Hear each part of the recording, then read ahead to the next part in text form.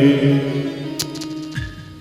नाथ नारायण वासुदेवा।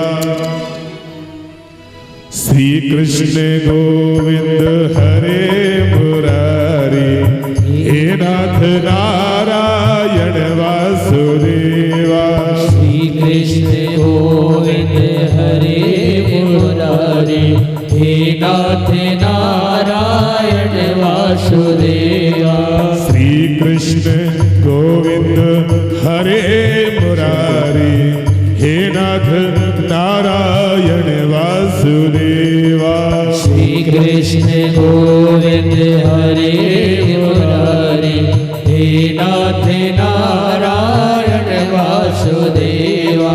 हे नाथ नारायण वासुदेवा। हे नाथ नारायण वासुदेवा। हे नाथ नारायण वासुदेवा। हे नाथ नारायण वासुदेवा। बोलो श्री कृष्ण गोविंद हरे मुरारी। हे नाथ नारायण वासुदेवा।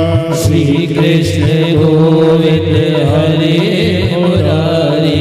हे नाथ नारायण वासुदेवा। हो पितमाति स्वामी सखा हमारे। पितमात स्वामी सखा हमारे। हाँ पितमाति स्वामी सखा हमारे। पितमात स्वामी सखा हमारे। हे नाथ नारायण वासुदेवा। श्री कृष्ण गोविंद हरे मुरारी। हे नाथ नारायण वासुदेवा। श्री कृष्ण गोविंद हरे मुरारी। हे नाथ नारायण वासुदेवा। श्री कृष्ण गोविंद हरे मुरारी। हे नाथ नारायण वासुदेवा। किसी के जाए किसी के कहाए। किसी के जाए किसी के कहाए। हे नाथ नारायण वासुदेवा। श्री कृष्ण गोविंद हरे मुरारी। हे नाथ नारायण वासुदेवा। श्री कृष्ण गोविंद हरे मुरारी। हे नाथ नारायण वासुदेवा। श्री कृष्ण गोविंद हरे मुरारी। हे नाथ नारायण वासुदेवा। हे नाथ नारायण वासुदेवा। हे नाथ नारायण वासुदेवा।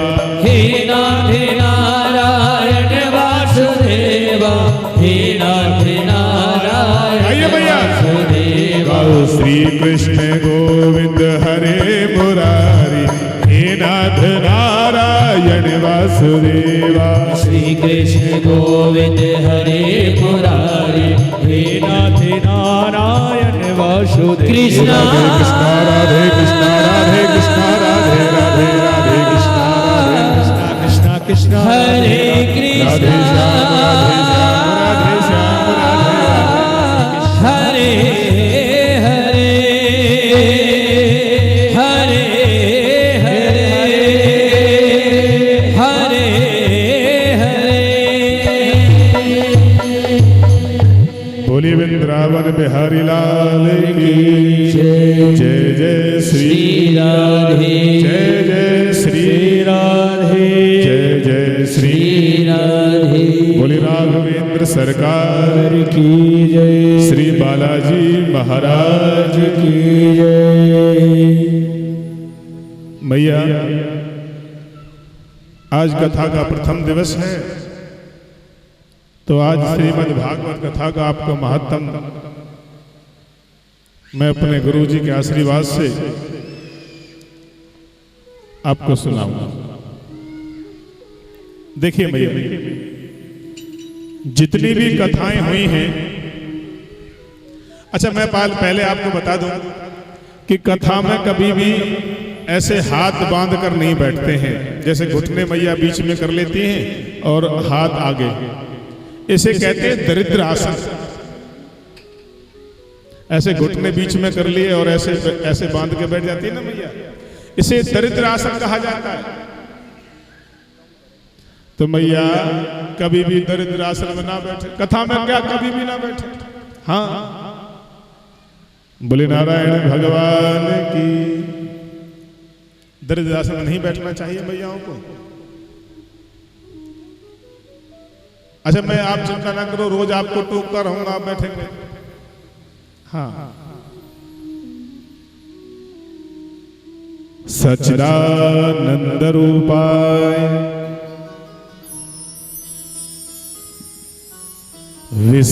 विश्वोत्पत्त्यादि हेतवे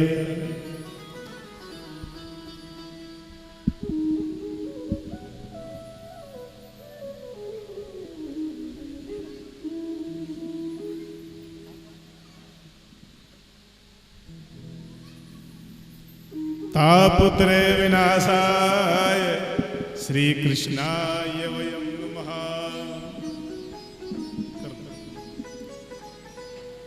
बोले नारायण भगवान की। देखिए जितनी भी कथाएं आप सुनते हो, कथाएं किसी भी, जितनी भी कथाएं आपको श्रवण की जाती हैं, सभी कथाएं नेमी सारण तीर्थ में सुनाई जाती है। सबसे पहले कहाँ सुनाएगी? नेमी सारण तीर्थ में। हरियाणा में एक जगह है नेमी सारण तीर्थ, आप यदि कभी गए हो तो आपका सौभाग्य है। देखिए नेमी सारण तीर्थ में सोनक आदि 88,000 ऋषि वास करते हैं। एक बार वहां सूत जी महाराज पधारे। तो जैसे ही सूत जी महाराज कौन है? सूत जी महाराज भगवान सुखदेव जी के शिष्य हैं। सुखदेव जी के बारे में मैं आपको बताऊंगा। सूत जी महाराज अभी युवा हैं, जिनकी आयु अभी कम है, युवा अवस्था में है, अभी उन्होंने पैर ही रखा है, लगभग 12 से 14 वर्ष की आयु है, अभी युवा है। और जो वहां नेमी सारण तीर्थ में सोनक आदि 88,000 ऋषि हैं, उनकी आयु की कोई गणना भी नहीं कर सकता, इतनी आयु के ऋषि हैं। और आज जैसे ही नेमी सारण तीर्थ में सूत जी महाराज पधारे तो सभी ऋषियों को पता चला कि सूत जी महाराज आए हैं, तो सभी चरण वंदना करने लगे। किसी ने पूछा भैया ये तो इतने बड़े बड़े ऋषि हैं, इनकी आयु बहुत लंबी है। और सूत जी महाराज को मैया बैठ जाओ मैया। हाँ, पूजा मैया कथा सुनो।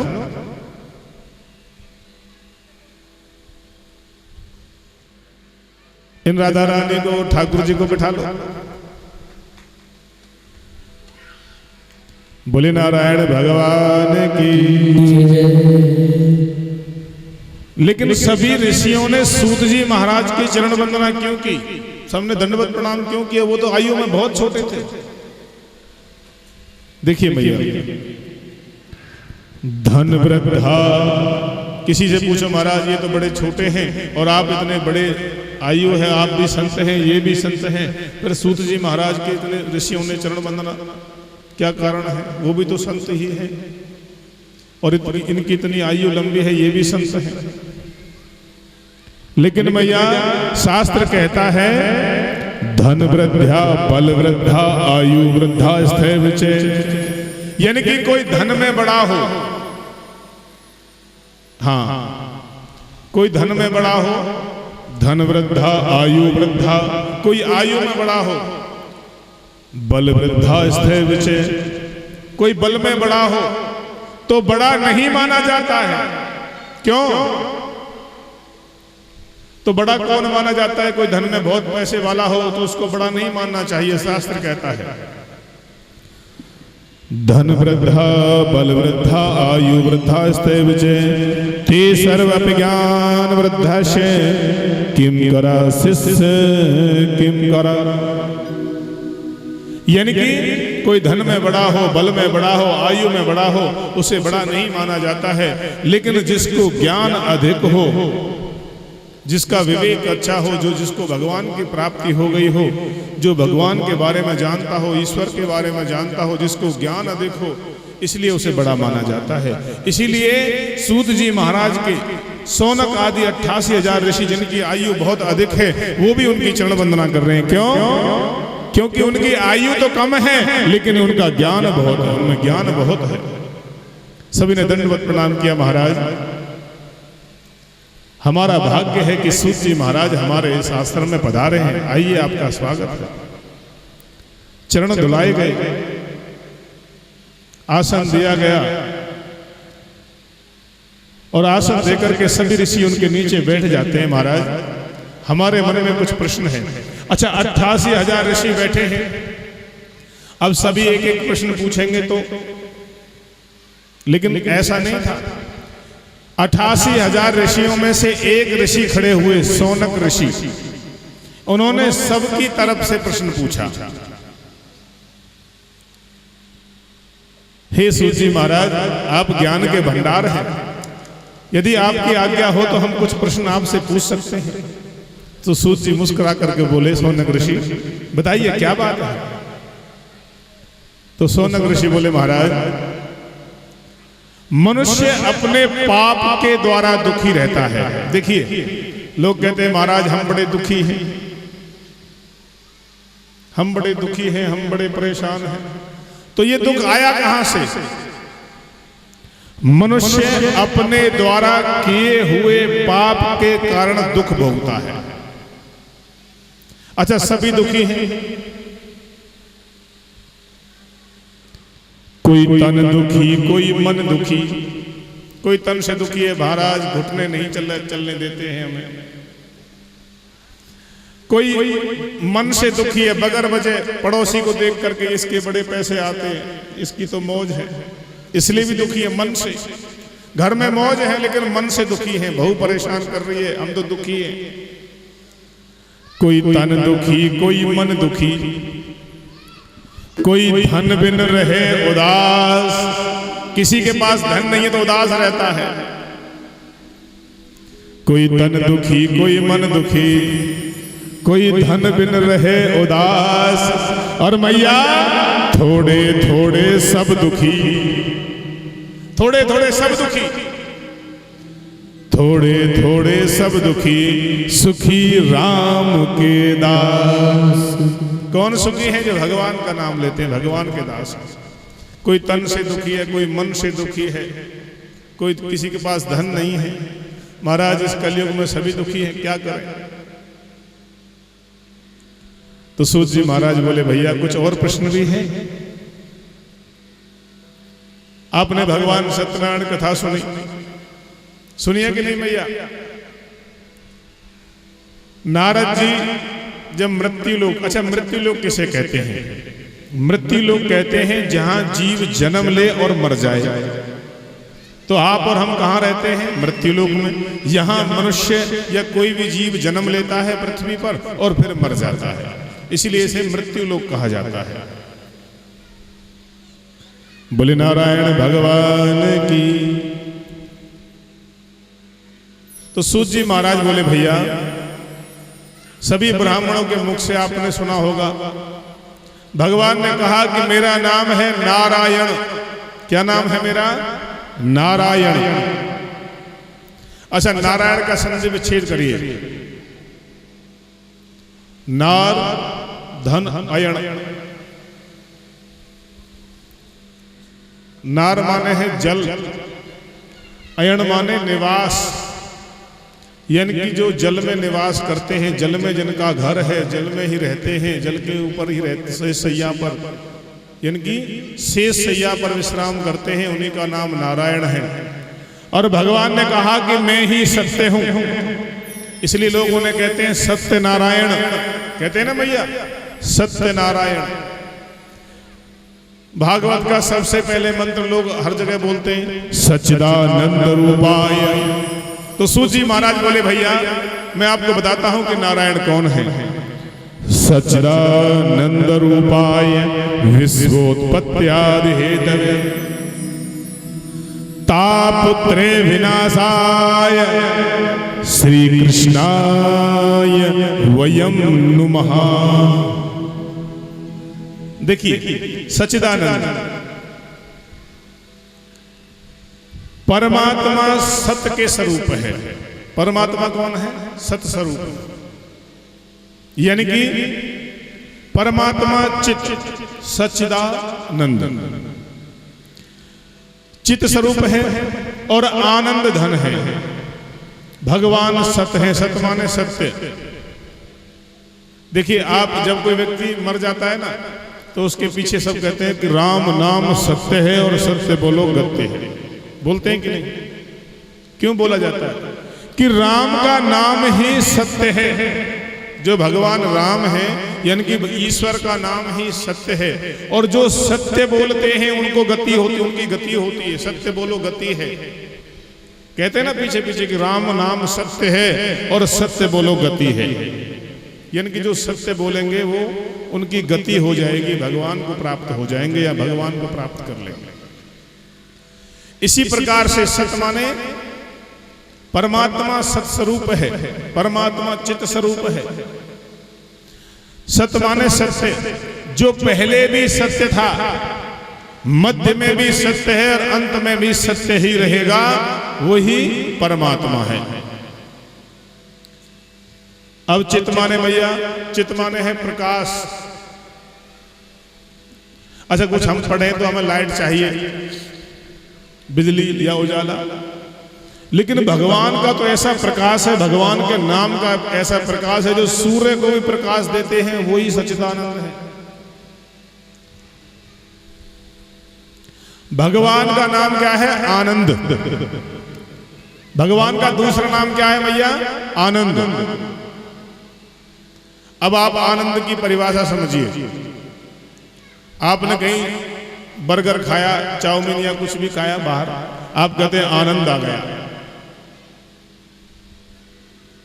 आनंद मतलब यहां ये आनंद नहीं है।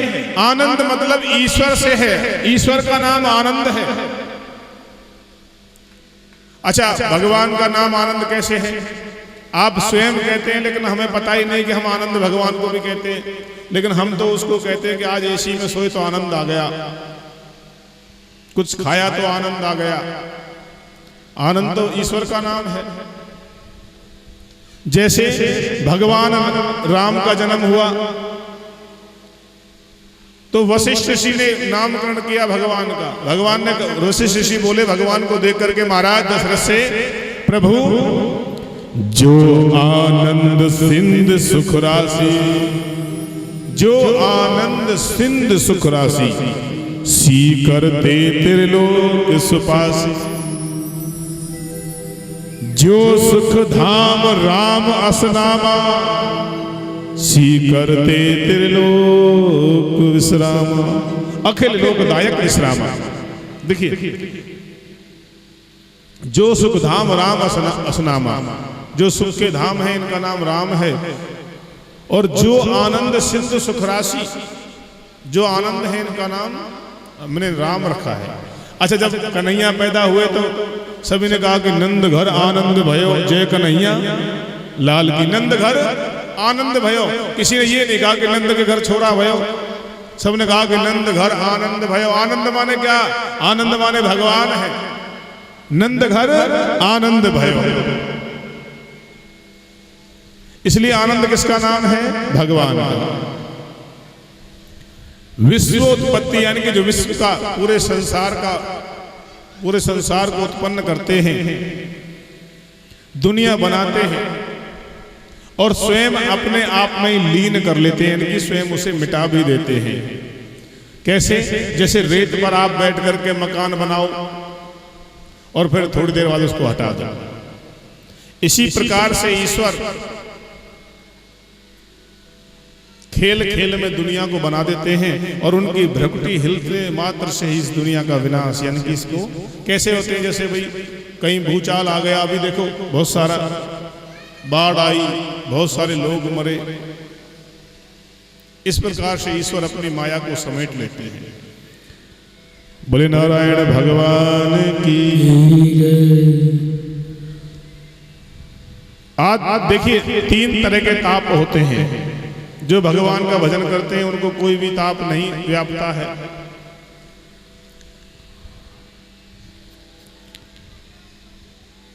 दैविक, अधिदैविक और अधिभौतिक। आध्यात्मिक ताप, अधिदैविक ताप और अधिभौतिक ताप, ये तीनों ताप ईश्वर की भक्ति करने वालों को नहीं व्यापा जाता है।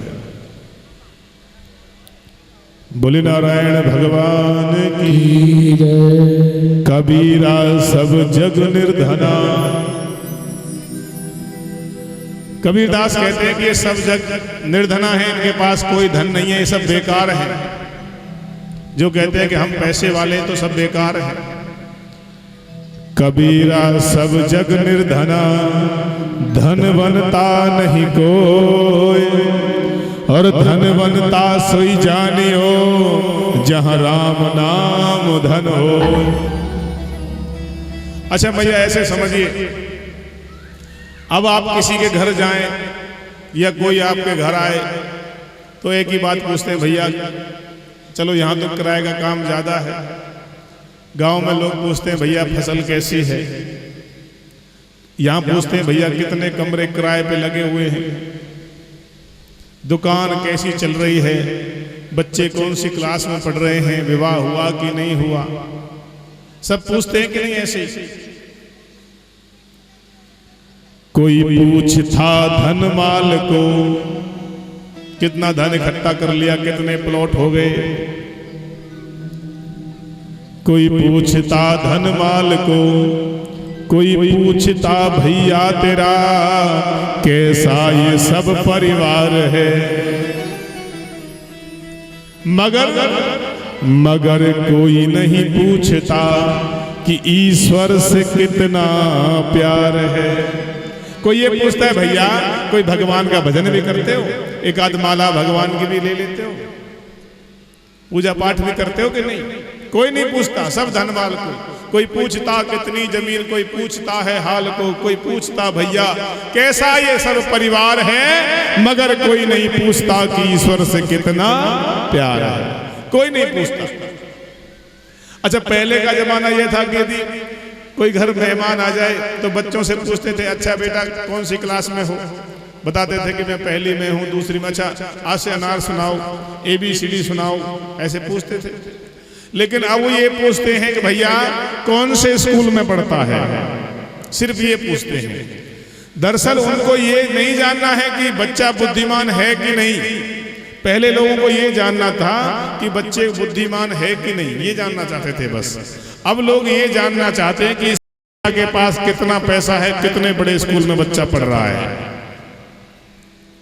वहां तो फीस बड़ी महंगी है, यानी कि जैसे जिस स्कूल की फीस महंगी हो वहां बच्चा अच्छा है, चाहे उसे आ से अनार आता हो या नहीं आता हो। कोई नहीं पूछता, सिर्फ ये देखना चाहते हैं कि इनके पास धन कितना है, ये अपने बच्चों के पीछे कितना पैसा खर्च कर रहे हैं। इसे पता चलता है कि इनकी क्वालिटी कैसी है, स्टेटस कैसा है इनका।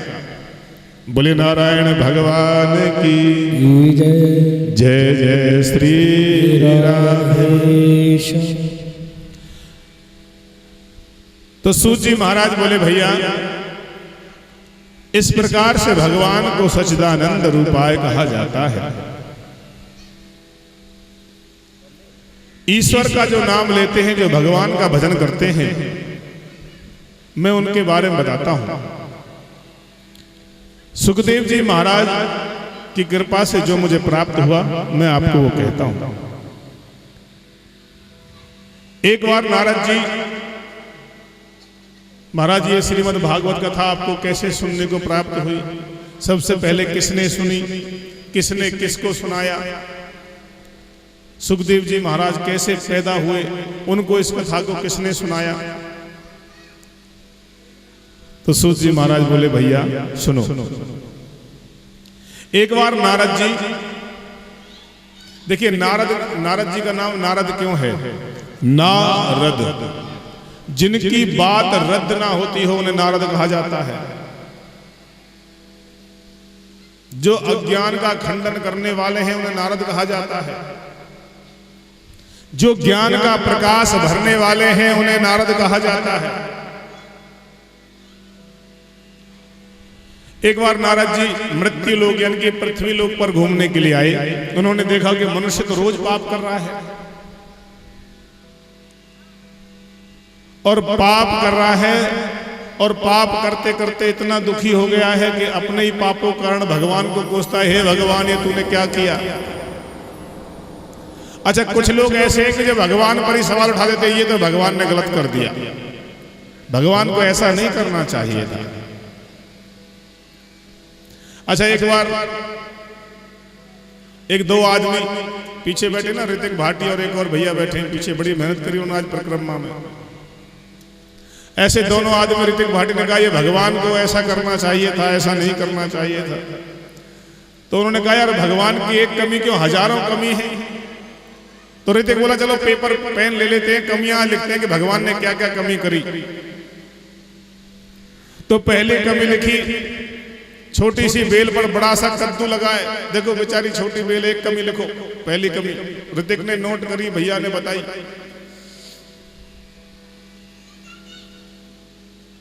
इतना सा पेड़, बहुत बड़ा फूल, ये भी भगवान ने कमी करी है, दूसरी कमी लिखो। ऐसे जंगल में घूमते घूमते बहुत सारी कमियां लिखी। धूप का समय था तो ऋतिक भाटी ने कहा भैया थोड़ा सा आराम कर लेते। तो वहां आम का पेड़, उसके नीचे दोनों बैठ गए और बैठते ही सो गए। भगवान भी बड़े कौतुकी हैं। हवा चली तो एक उस पर आम लगे थे। तो ऋतिक भाटी बोला एक कमी और लिखो। देखो इतना बड़ा विशाल पेड़ है, इतना छोटा फल है, एक कमी और भगवान करिए भी लिखो। इतना कहकर सोए थे कि वहां से एक आम हवा से टूटा और नाक पे आके गिरा। बहुत दर्द हुआ, बहुत देर तक रोता रहा। फिर बोले हे भगवान, यदि यहां वो इतना बड़ा फल होता तो मेरा क्या होता। हमें लगता ऐसा है कि भगवान ने अच्छा नहीं किया, लेकिन भगवान ने जो किया वो तो सब कुछ सही किया है।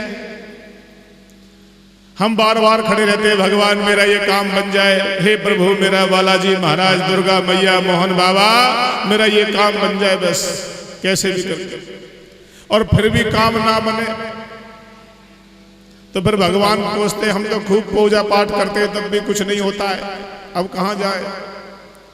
यानी कि हम हाथ में चम्मच लिए खड़े हैं, भगवान सागर उड़ेलने वाले हैं। हम हाथ में चम्मच लिए खड़े हैं कि इसमें दे दो हमें, भगवान कुछ और देने वाले हैं। फिर बाद में कहते हैं कि ये तो अच्छा हुआ हमारी नौकरी नहीं लगी, नहीं तो आज इतना बड़ा बिजनेस कैसे होता।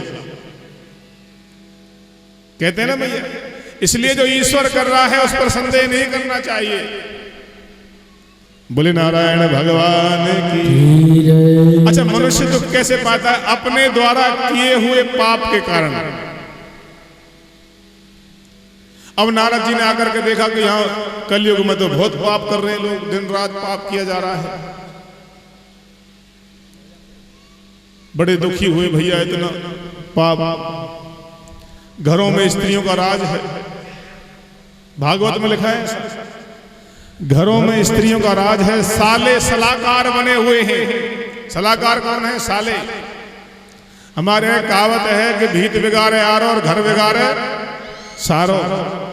हाँ, दीवार बिगाड़े आरो और घर बिगाड़े सारो। तुलसीदास महाराज ने रामायण लिखा है, रामायण में लिखा है नारी विवश नर सकल गोसाई। नारी के वश में पूरा संसार है। नारद जी ने देखा और बड़े दुखी हुए। नारी विवश नर सकल गोसाई, नाच ही नट मरकट की नाही। यानी कि नारी ने अपने वश में सबको कर लिया है और पुरुष ऐसे नाचते हैं जैसे मदारी अपने बंदर को नचाता है, चल इधर बैठ जा। नाच ही नट मरकट की नाही। मरकट कहते हैं बंदर को। नट माने नचाने वाला, जैसे बंदर को मदारी नचाता है, इस प्रकार से पुरुषों को नारियों ने अपने वश में कर रखा है। अच्छा, आप ये मत कहना मैया कि महाराज जी ऐसे कह रहे हैं, ऐसा भागवत में लिखा है, मैं अपनी तरफ से नहीं कह रहा हूं, शास्त्र में है। नारद जी ने ऐसा देखा तो बड़े दुखी हुए। दुखी होकर के आगे बढ़े तो गंगा किनारे देखा कि एक स्त्री, युवा स्त्री बहुत सुंदर है और बहुत सारी स्त्रियां उनको पल्लू से पंखा झल रही हैं और दो वृद्ध पुरुष लेटे हुए पड़े हैं। तो जब भीड़ इकट्ठी हो जाए तो लोग देखने जाते हैं, अरे भैया क्या बात है, क्या हो गया।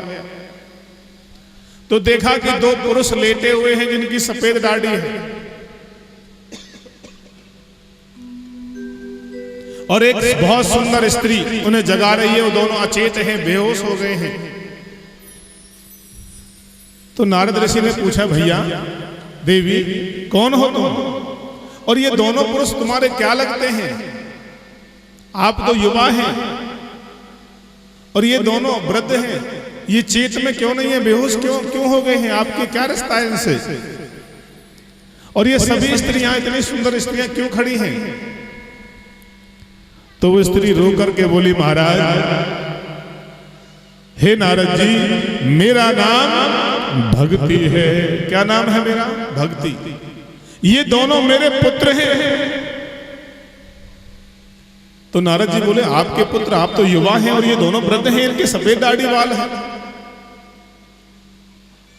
तो भक्ति माता बोली, नारद जी ये दोनों मेरे पुत्र ही हैं। एक का नाम ज्ञान है, दूसरे का नाम वैराग्य है। जब मैं पूरे अपने दोनों पुत्रों को लेकर के इस संसार में, इस पृथ्वी लोक पर भ्रमण करने आई और दक्षिण भारत से घूमते हुए वृंदावन की पावन भूमि पर पहुंची तो मैं वृद्ध से युवा हो गई। लेकिन मेरे दोनों पुत्र युवा नहीं हुए और अचेत हो गए। मैं बार बार इनको जगा रही हूं, इनको चेत में लाने की कोशिश कर रही हूं ज्ञान और वैराग्य को, लेकिन चेत में नहीं आ रहे हैं। और ये और जो स्त्री खड़ी हैं, ये गंगा आदि सभी नदियां हैं, ये भी चाहती हैं कि ज्ञान वैराग्य जाग जाए, इनकी चेत अवस्था टूट करके चेत में आ जाए। नारद जी बोले, देवी आप चिंता ना करो, मैं ब्रह्मा जी का पुत्र नारद हूं, मैं ब्राह्मण हूं, मैं अवश्य कोई ऐसा पाठ अनुष्ठान करूंगा कि ठीक हो जाएंगे, इनको चेत हो जाएगा। तो नारद जी ने अनुष्ठान किया। वो थोड़ी देर के लिए चेत में आए, फिर बेहोश हो गए, क्या चेत हो गए।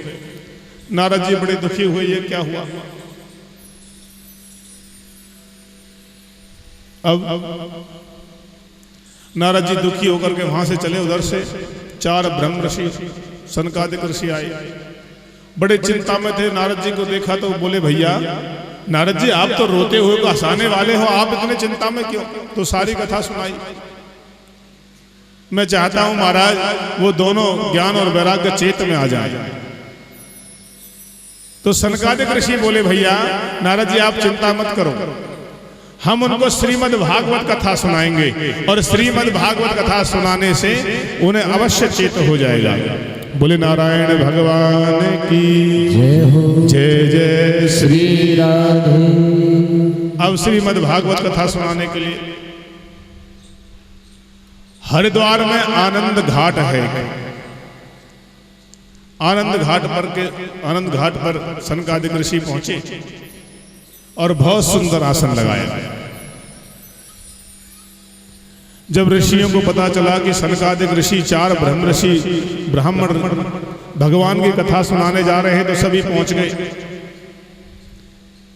चलो भाई भागवत सुनेंगे, जितने भी देवता राक्षस गण किन्नर सभी भेष बदल बदल करके भृगु ऋषि ने सबको बुलाया, चलो भैया कथा सुनो, भागवत सुनो चलो। तो सनकादिक ऋषि ने व्यासपीठ पर विराजमान हुए, भक्ति माता अपने दोनों पुत्रों को लेकर के पहुंची। देखिए भैया, भाग्योदेन बहुजनम समृद्धेन सत्संगम च लभते पुरुषो यदा वे अज्ञान हेतु कृत मोह अंधकार नाश विधाय ही तदोदयते विवेकः। यानी कि भाग्योदय बहु जन्म समझते, एक जन्म का नहीं है।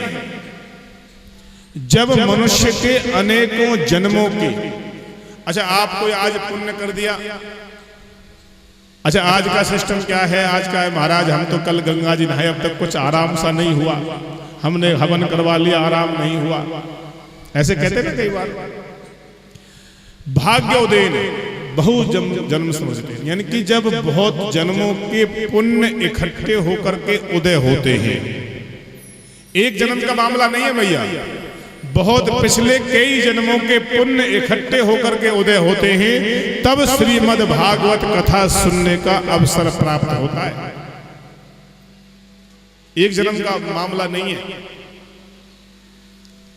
अच्छा कई बार क्या है, बहुत सारे हमें दुख हो जाता है, जब पाप बहुत जन्मों के पाप इकट्ठे होकर पाप उदय होते तो दुख प्राप्त हो जाता है। कई बार हम आप सोचते हो कि हमारा पड़ोसी तो आनंद मार रहा है, कुछ भी पुण्य नहीं करता, हम तो रोज घंटी बजाते हैं तब भी दुखी हैं। उसका अभी सही समय चल रहा है, उसके पुण्य चल रहे हैं, जिस दिन वो पुण्य खत्म हो जाएंगे और पाप बढ़ जाएगा, वो भी भगवान की लाइन में खड़ा हो जाएगा, यानी कि दुखों की लाइन में खड़ा हो जाएगा। इसी प्रकार से भागवत में श्लोक है, भाग्योदय बहुजन्म समझते, यानी कि जब बहुत जन्मों के पाप उदय होते हैं तब श्रीमद् भागवत कथा सुनने का अवसर प्राप्त होता है। देखिए भैया, सनकादिक ऋषि बैठे व्यासपीठ पर और कथा सुनानी शुरू करी और कहा भैया इस ग्रंथ में श्रीमद् भागवत में 18,000 श्लोक हैं। कितने श्लोक हैं भागवत में? 18,000। 12 स्कंद हैं और महाराज सुखदेव जी और राजा परीक्षित का संवाद है। वह स्थान जहां श्रीमद् भागवत की पोथी रख दी जाती है वह स्थान तीर्थ रूप हो जाता है, जैसे कोई तीर्थ हो ऐसा हो जाता है वह स्थान। भागवत मात्र के दर्शन से ही मनुष्य के अनेकों पाप नष्ट हो जाते हैं। जो पुरुष भागवत को अर्थ समेत रोज पढ़ते हों, भागवत का एक श्लोक रोज पढ़ा जाता हो, या भागवत जिन घर में रखी भी होती हो, उस घर के पितृ अनेकों जन्म तक घी का पान करते हैं, दूध और घी पान करते हैं। जिस घर में सप्ताह विधि 7 दिन तक श्रीमद् भागवत कथा नियम से यजमान बनकर के सुनी जाती है, या बगैर यजमान बने कथा सुनी जाती है, उनके पितरों को मुक्त होने से कोई रोक नहीं सकता, वो स्वर्ग चले जाते हैं। बोले नारायण भगवान की। इसलिए भागवत जो भागवत हैं वो स्वयं भगवान श्री कृष्ण हैं। जब भगवान श्री कृष्ण अपनी लीलाओं को पूर्ण करके यहां से कहां गए, भागवत में विराजमान हो गए। तो भागवत कौन है? स्वयं भगवान श्री कृष्ण हैं। इसके सेवन से, श्रवण से, पढ़ने से, सुनने से और सुनाने से मनुष्य के सारे पाप नष्ट हो जाते हैं। और सुनिए भैया, सनकादिक ऋषि बोले भैया ये मानवः पाप कृतस्तु सर्वदा सदा दुराचारता विमागर्गः। यानी कि जो लोग सदा तरह तरह के पापों से मुक्त हो जाते हैं, तरह तरह के पाप करते रहते हैं, सदा हर समय पाप में लगे रहते हैं, श्रीमद् भागवत कथा सुनने से वो भी मुक्त हो जाते हैं। देखिए कौन कौन कैसे कैसे लोग इससे मुक्त होते हैं, सुनिए। जो सत्य से दूर रहते हों, माता पिता की निंदा करने वाले हों, जो अपने माता पिता की निंदा करते हों, बुराई करते हों, ऐसे लोग। तृष्णा के मारे व्याकुल अधर्म मार्ग पर चलते हो, दूसरे की उन्नति को देख करके मन में कुढ़ते हो, परेशान होते हो, पड़ोसी को देख के, वो कलयुग में 7 दिन तक श्रीमद् भागवत गाथा सुनने से पवित्र हो जाते हैं। और देखिए भैया, 5 महापाप भागवत में बताए जाते हैं। पहला महापाप खांसी की दवाई लेना। खांसी की दवाई समझ रहे हो भैया? मदिरा पान, शराब पीना। खांसी की दवाई तो होती है, पहले खांसी के लिए लेते थे लोग, अब उनके रोज ही खांसी होती है। जो लोग मदिरा पान करते हैं, शराब पीते हैं, भागवत में महापाप बताया जाता है। 5 महापाप बताए भागवत में। पहला मदिरा पान, ब्राह्मण की हत्या, दूसरा महापाप। तीसरा भैया स्वर्ण की चोरी। चौथा गुरु स्त्री गमन।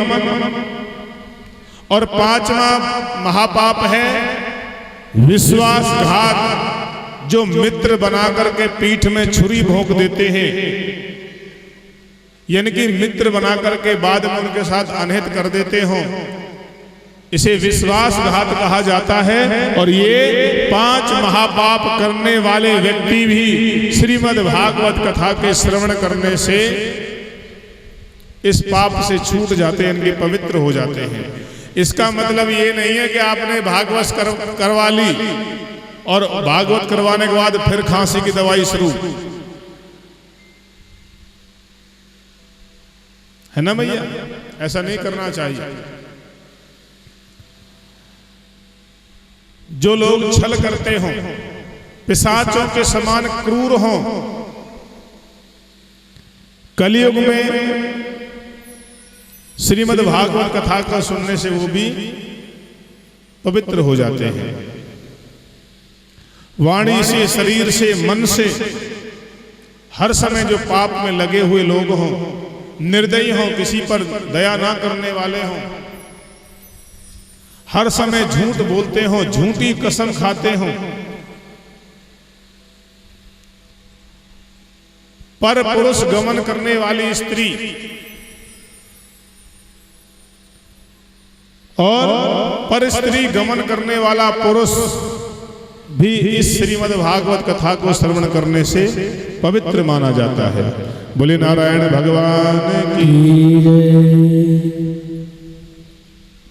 इसलिए भैया, जिन लोगों ने अनेकों प्रकार के पाप किए हैं और इन पापों का पश्चाताप कैसे होता है? श्रीमद् भागवत कथा के सुनने से। एक शब्द आता है मैया भागवत में, वर्ण संकर। वर्ण संकरी किसे कहा जाता है? सुनिए, वर्ण संकरी से कहा जाता है जिनकी माता किसी और जाति की हो और पिता किसी और जाति के हो, उनसे जो संतान पैदा होती है, उस संतान को भागवत में वर्ण संकरी कहा जाता है। ऐसे संतान के हाथ से देवता, पितृ आदि कभी भी भोग प्राप्त नहीं करते हैं। अपने पति को छोड़ करके दूसरे पुरुष के द्वारा जो संतान पैदा होती है, उसे वर्ण संकरी कहा जाता है। ऐसे समझिए भैया, यदि किसी गधी का मिलन घोड़े से करा जाए तो खच्चर पैदा होता है।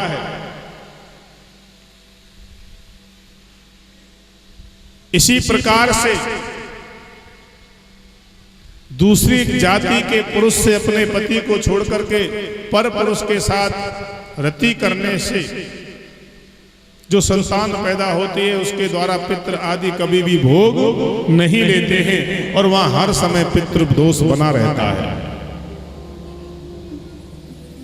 बोले नारायण भगवान की जय। पितृदोष के बारे में मैं आपको बताऊंगा। आज तो कथा का पहला दिन है मैया, कोशिश करूंगा कि आपको बहुत कुछ सुना करके और समझा करके जाऊं। भगवान ने कहा भैया, जो ऐसा करते हैं उनके लिए क्या दंड है और उनकी मुक्ति कैसे होती है, सुनिए। सूत जी महाराज बोले, भैया मैं आपको एक कथा सुनाता हूं। भगवान ने कहा कि जो छल करके मुझे पाना चाहते हैं, जो पुरुष या स्त्री छल करके अपने पति से, ईश्वर से या परिवार से छल करके मुझे पाना चाहते, मैं उन्हें कभी नहीं मिलता हूं। भगवान ने कहा कि निर्मल मन जन सो मोहि पावा, निर्मल मन जन सो मोहि पावा। जिनका मन निर्मल है वो मुझे तुरंत प्राप्त कर लेते हैं, मैं हाजिर खड़ा रहता हूं। भगवान ने कहा कि तू जो आवे एक पग और मैं आऊं पग 60, और तू लकड़ी की काट तो मैं लोहे सी लाट। यदि तू लकड़ी की काठ बन जाएगा तो फिर मैं लोहे सी लाट, मुझे हिला नहीं सकता। यदि कोई मेरी तरफ एक पग चलता है तो मैं 60 कदम आ जाता हूं। किसी ने कहा, भैया भगवान जो भगवान के भजन करते हैं, बहुत ज्यादा पूजा पाठ करते हैं, उनके पास ही ज्यादा दुख आते। कहते हैं ना भैया, दुख क्यों मिलता है उन्हें? भगवान उनकी परीक्षा क्यों लेते हैं? आप 10वीं क्लास में पेपर देते हो कि नहीं? यदि भगवान आपकी परीक्षा लेंगे, 10वीं में परीक्षा हुई तभी तो 11वीं में आए। भगवान आपको जल्दी और अपने नजदीक कर लेते हैं, आपको अपने आप से दूर नहीं रख पाते हैं। यदि आप परीक्षा में फेल हो गए, दोबारा 1 वर्ष पढ़ना पड़ेगा 10वीं में ही। और जो पढ़ ही नहीं रहे वो तो भैंस चरा रहे हैं, और जो पढ़ रहे हैं वो तो अफसर बनेंगे, फिर अच्छी पोस्ट पे जाएंगे, भगवान के नजदीक हो जाएंगे। भगवान ने कहा, निर्मल मन जन सो मोहि पावा, मोह कपट छल छिद्र न भावा। यदि कोई कपट करता हो तो मुझे पसंद नहीं है। तो पहले कपट की कथा सुनो मैया।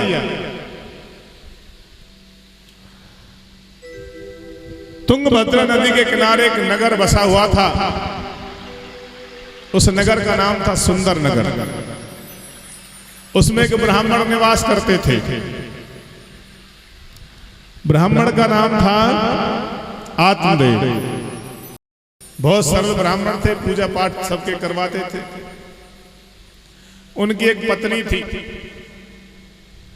और बहुत चंचल स्वभाव की पत्नी थी। उनका नाम था धुंधली देवी। आपने कथा सुनी होगी मैया, इस कथा को अवश्य ध्यान से सुनना चाहिए।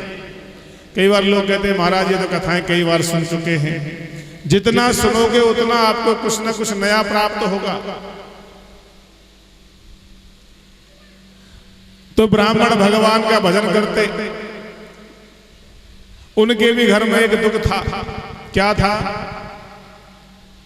कि उनके कोई संतान नहीं थी। घर में कोई संतान नहीं थी। घर में बार बार तुलसी कर लगाते थे, तुलसी भी सूख जाती थी। घर में गौ माता थी, उसको भी बछड़ा या बच्चा नहीं होता था। पत्नी ऐसी थी कि जब पति भोलेनाथ बाहर से काम करके घर आए तो आकर के दरवाजे पे खड़े, महाराज मैं कब से आपका इंतजार कर रही थी, आपको बहुत समय लग गया। बैग पकड़ लिया, पति को अपने पास बिठाया, जल आदि दे करके ऐसे सेवा करती थी दिखाने के लिए। और जैसे ही पति घर से बाहर तो आपका भी लड़ाई झगड़ा शुरू। चंचल स्वभाव की थी। एक दिन किसी ने कह दिया, ब्राह्मण देव आप सबकी पूजा पाठ करवाते हो, आपके स्वयं के घर में ना गाय को बच्चा होता है, ना आपके कोई संतान है, ना आपके घर में तुलसी है, कैसे ब्राह्मण है आप? तो बड़ा दुख हुआ। कई बार क्या है मैया, गोली से घाव नहीं होता, बोली से हो जाता है। तो बोली से घाव हुआ और बहुत दुखी होकर के आत्मदेव नाम के ब्राह्मण घर से निकल गए और वन में जाकर के बैठ गए और भगवान से प्रार्थना करी, हे प्रभु ये तूने मेरे साथ कैसा अन्याय किया है। इतना तेरा भजन करता हूं, दुनिया के यहाँ पूजा पाठ करवाता हूं, मेरे घर संतान नहीं हुई। अरे मुझे नहीं हुई, मेरे घर में गौ माता है, उसको भी बच्चा नहीं होता है, घर में तुलसी भी नहीं होती है। और भगवान से लड़ते रहे और बार बार बैठे बैठे रोते रहे। वहां से एक संत ब्राह्मण निकले जा रहे थे। अच्छा भैया, ये जो चेहरा है ना, इसे देख करके आदमी पहचान लेता है कि आप खुश हो के दुखी हो, है ना, पता चल जाता है कि भाई दुखी है कि खुशी है।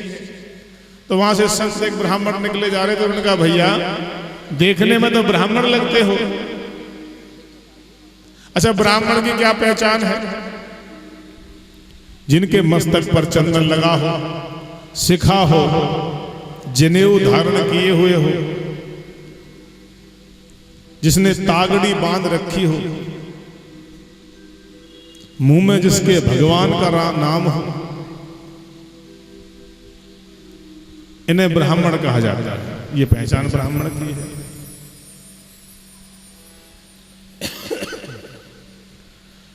तो चेहरे से पहचान लिया, चेहरा आईना होता है भैया। भैया आप दुखी हैं? तो कहा नहीं महाराज मैं दुखी नहीं हूं, मैं ठीक हूं, आप जाइए। नहीं बताइए क्या बात है। तो कई बार पूछा तो ब्राह्मण रो करके बोला महाराज मेरे ये सब दुख है, मैं क्या बताऊं। तो संत ने उस ब्राह्मण ने उस आत्मदेव नाम के ब्राह्मण से कहा भैया तेरे 7 जन्म तक, तेरे जीवन में, इस जीवन में तो क्या 7 जन्म तक तेरे भाग्य में पुत्र का, संतान का सुख नहीं है, तू क्या बात कर रहा है। तो चरण पकड़ लिए महाराज मैं आपको जाने नहीं दूंगा। क्यों? यदि आप ऐसा बता सकते हैं कि मेरे 7 जन्म तक संतान सुख मेरे भाग्य में नहीं है, तो जरूर आप ऐसा कुछ कर सकते हैं कि जो मुझे संतान हो जाए। तो ब्राह्मण से बोले भैया गोपाल जी को संतान मान ले, भगवान का भजन कर, बेटा पैदा होगा, बड़ा होगा, दुख देगा। नहीं माने, नहीं महाराज संतान चाहिए, चल मैं तुझे संतान का योग देता हूं। तो भगवान ने कहा कि मेरा प्रबल प्रेम के कारण प्रभु को नियम बदलते देखा और अपना मान भले टल जाए पर संत का मान न टलते देखा। संत ने भगवान से भजन किया और भजन करके एक फल दिया। बेटा मैं आशीर्वाद देता हूं, भले ही तेरे जीवन में भाग्य में 7 जन्म तक संतान का योग नहीं है, लेकिन मेरा भी भगवान से प्रण है कि इस फल को खाने से तेरी पत्नी गर्भ को धारण करेगी और बहुत योग्य पुत्र उसे होगा। अब खुश होकर के ब्राह्मण घर गए, अपनी पत्नी धुंधली से बोले देवी मैं एक संत से आशीर्वाद लेकर के आया हूं, उन्होंने कहा है कि इस फल को ग्रहण करने से आपको गर्भ का धारण हो जाएगा, अवश्य संतान होगी, आप इस फल को ग्रहण करें। तो धुंधली ने मन में विचार किया हे भगवान मैंने सुना है कि सुखदेव जी महाराज अपनी माता के गर्भ में 12 वर्ष तक रहे थे, उन्होंने भी किसी संत ने आशीर्वाद दिया था यदि ये मेरे गर्भ में 12 वर्ष तक रहा तो मैं तो मर जाऊंगा। और प्रसव में इतनी पीड़ा होती है, मैंने सुना जब बच्चा जन्म लेता है तो इतनी पीड़ा होती है, मैं उस पीड़ा को सहन नहीं कर पाऊंगी। मन में विचार किया। अच्छा हर मैया की एक पक्की सहेली होती है, बहुत पक्की होती है कि नहीं मैया? हाँ बोलो। तो उसकी भी एक पक्की सहेली थी, उसको 4 बच्चे पहले थे और 5वां गर्भ था, लेकिन धन में बेचारी कमजोर थी, धन नहीं था।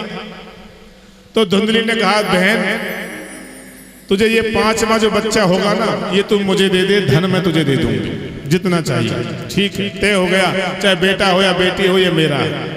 धन दे दिया। कहते ना भैया सुगढ़ नार पूतन को तरसी और फुअर जन जन हारी, राम तेरे कर्मन की गति न्यारी।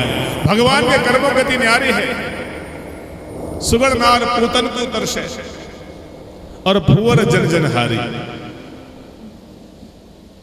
भगवान ने कहा भैया दोनों सहेली बात पक्की हो गई। अब उस फल का क्या किया, जो घर में गौ माता थी उसे खिला दिया। संत का आशीर्वाद था, झूठा तो कैसे होता। अब धुंधली ने अपने पेट से कपड़े बांधने शुरू किए। जैसे आत्मदेव ब्राह्मण आए तो कहे महाराज मेरे बस की भोजन बनाना नहीं है, मैं तो गर्भ से हूं। हर महीने कपड़े बढ़ाए और पेट पर कपड़े शुरू कर दिए। जब प्रसव का टाइम आया, जब उनको बच्चा हुआ, तो अपने कपड़े खोल करके बच्चा अपने बगल में लटा करके कहा कि हमें पुत्र पैदा हुआ है। आत्मदेव बड़े प्रसन्न हुए और आत्मदेव ने भंडारा करवाया। उधर भगवान की कृपा हुई, उस फल को जो जिस गाय को दिया था उन्हें भी एक मनुष्य जैसा ही पुत्र पैदा हुआ, क्योंकि आशीर्वाद तो मनुष्य के लिए था। लेकिन गाय से पैदा होने के कारण उनके सिर्फ कान गाय के जैसे आए। कान कैसे थे? गाय के जैसे।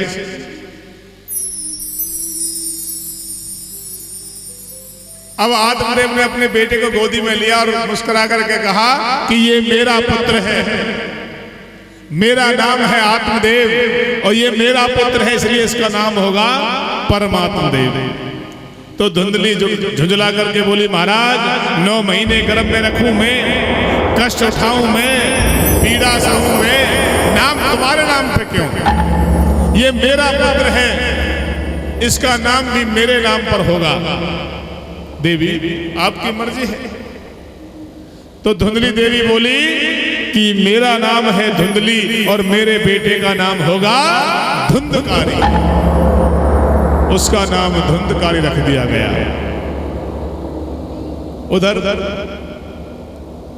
जो गाय को हुआ था उनके कान इनकी कर्ण गाय के जैसे थे, इसलिए उनका नाम गोकर्ण रखा गया। बोले गोकर्ण जी महाराज की जय। उधर गोकर्ण पंडितो ज्ञानी, वो तो ब्राह्मण के आशीर्वाद से पैदा हुआ था, इसलिए ज्ञानी ब्राह्मण हुआ। और धुंधकारी महाखल राक्षस हुआ। माँ ने बिगाड़ दिया, ले 10 रुपए टोपी खा के आओ, ये करो। अच्छा, माँ बिगाड़ देती है कई बार, गलत संगत में पड़ गया धुंधकारी। जब एक दिन आत्मदेव नाम के ब्राह्मण घर आए तो घर आकर के देखा कि शराब की बोतलें घर में पड़ी हैं, तो अपने पुत्र से कहा कि ये सब क्या हो रहा है? हम ब्राह्मण हैं, हम तामसी भोजन मदिरा आदि पान नहीं करते हैं। तो अपने पिता से चिल्ला करके बोला, चुप रहिए, आपको कुछ नहीं पता है, मेरे से ज्यादा बहस करने की जरूरत नहीं है। जब अपने पिता से ऐसे धमका करके बोला तो आत्मदेव को बात याद आई जो संत ने कही थी कि तेरे नसीब में 7 जन्म तक संतान सुख नहीं। तो आत्मदेव ने हाथ सर में मार कर कहा, हे भगवान, इससे तो अच्छा है कि तू पैदा नहीं हुआ होता। कहते ना कई बार, इससे अच्छा है कि तू पैदा हुआ ही ना होता। उसी दिन आत्मदेव घर को त्याग करके सदा के लिए वन में चले गए। बोले नारायण भगवान की। उधर मैया जुए की लत लग गई, जुए में हारने लगा। अब अपनी माँ को पीटना मारना शुरू किया, लाओ धन दो। घर से चोरी करने लगा। कान नाक में जो सोना पहन रखा था धुंधली ने सारा उतार करके बेच दिया। माँ के साथ मारपीट करी और माँ अपने कर्मों को याद करके रोई। और एक दिन कुएं में कूद करके धुंधली ने अपनी जान दे दी। पिता भी घर से गया, माता भी कुएं में कूद के मर गई। अब कौन बचा? धुंधकारी। मन में विचार किया कि अब कोई रोकने वाला तो है नहीं, तो वेश्याओं को अपने घर लाने लगा। जब सब धन खत्म हो गया तो वेश्याओं ने मन में विचार किया कि अब इसके पास कुछ नहीं बचा है। और अब ये यहाँ के राजा की नजर में भी आ गया है, यदि अधिक दिन हम इसके साथ रहेंगे तो हम भी जेल जाएंगे। तो जलते हुए कुएं में, जलते हुए आग में उन तीनों वेश्याओं ने मिलकर के उस धुंधकारी को, सोते हुए धुंधकारी को डाल दिया और धुंधकारी मर गया। बोले नारायण भगवान की। आत्मदेव नाम के ब्राह्मण का घर का नाश हो गया, विनाश हो गया। कोई नहीं बचा। कौन बचा? सिर्फ गोकर्ण जी महाराज, जो गुरुकुल में विद्या ग्रहण करते थे और आज बहुत अच्छे कथावाचक बन गए। भगवान की कथा सुन, भागवत सुनाया करते थे।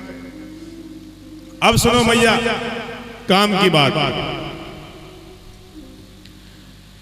जब एक दिन बहुत समय बाद गोकर्ण जी महाराज वहीं आए जहां उनका जन्म हुआ था। कहां?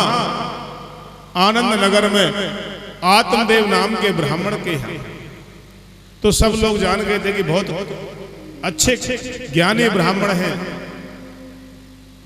रात्रि के समय पहुंचे तो मन में विचार किया कि यदि गांव में पता चल गया कि मैं आया हूं तो सब लोग मेरे स्वागत के लिए आ जाएंगे, सबकी नींद खराब हो जाएगी। क्यों ना आज अपनी जन्मभूमि पर आत्मदेव नाम के ब्राह्मण के घर में रुका जाए। तो उस खंडर में पहुंच गए जहां कोई नहीं था। भगवान का भजन करने लगे। उसी समय कभी बैल, कभी पशु, कभी बकरी, कभी बैल, कभी किसी रूप में कोई उनकी तरफ आए तो वो डरे नहीं। हाथ में जल लेकर के जल छोड़कर कहा, भैया कौन हो, मेरे सामने प्रकट हो जाओ। तो एक काली छाया प्रकट हुई और हाथ जोड़ करके बोली, भैया मेरा नाम धुंधकारी है। मेरा नाम क्या है? धुंधकारी है। तो गोकर जी महाराज बोले, भैया सुनने लायक बात है, सुनिए। जो लोग ये कहते हैं कि हमने गया में पिंडदान कर दिया, हम तो पुष्कर में अपने पितरों के पिंडदान करके आए हैं, सुनिए उनके लिए।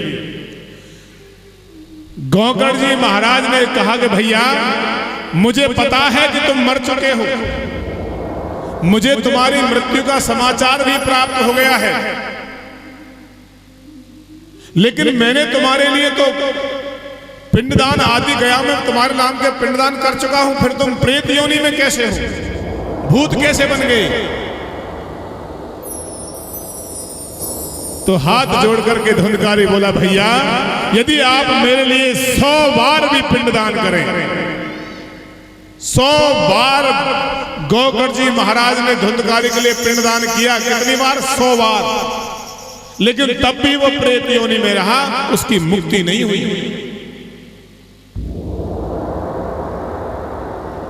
100 बार में पिंडदान करने के बाद मुक्ति नहीं हुई। मैं अब भी भूत बना हुआ हूं, क्योंकि मैंने पाप ही इतने किए हैं। जो मनुष्य पाप करके मर जाते हैं, जिन्होंने अन्य पाप किए हों, उनके लिए आप 100 बार भी गया जाकर के पुष्कर जगह पिंडदान करिए, लेकिन प्रेत योनि से मुक्त नहीं होते। जो धुंधकारी जैसे लोग होते हैं, धुंधकारी जैसे लोगों की 100 बार भी पिंडदान करने से मुक्ति नहीं होती है। आज गोकर जी बोले, भैया फिर मैं क्या करूं? तो रोकर के धुंधकारी बोला, प्रभु हे भैया, मैं चाहता हूं कि मुझे इस योनि से मुक्ति प्राप्त हो जाए, मैं यहां से मुक्त हो जाऊं। रखा हुआ जल, रखे हुए फल और आदि भोग को प्रेत, पितृ, अभूत आदि ग्रहण नहीं करते हैं। मैं आपको बताऊंगा इसके बारे में जब कथा आएगी। बोले नारायण भगवान की। मुक्ति कैसे होगी?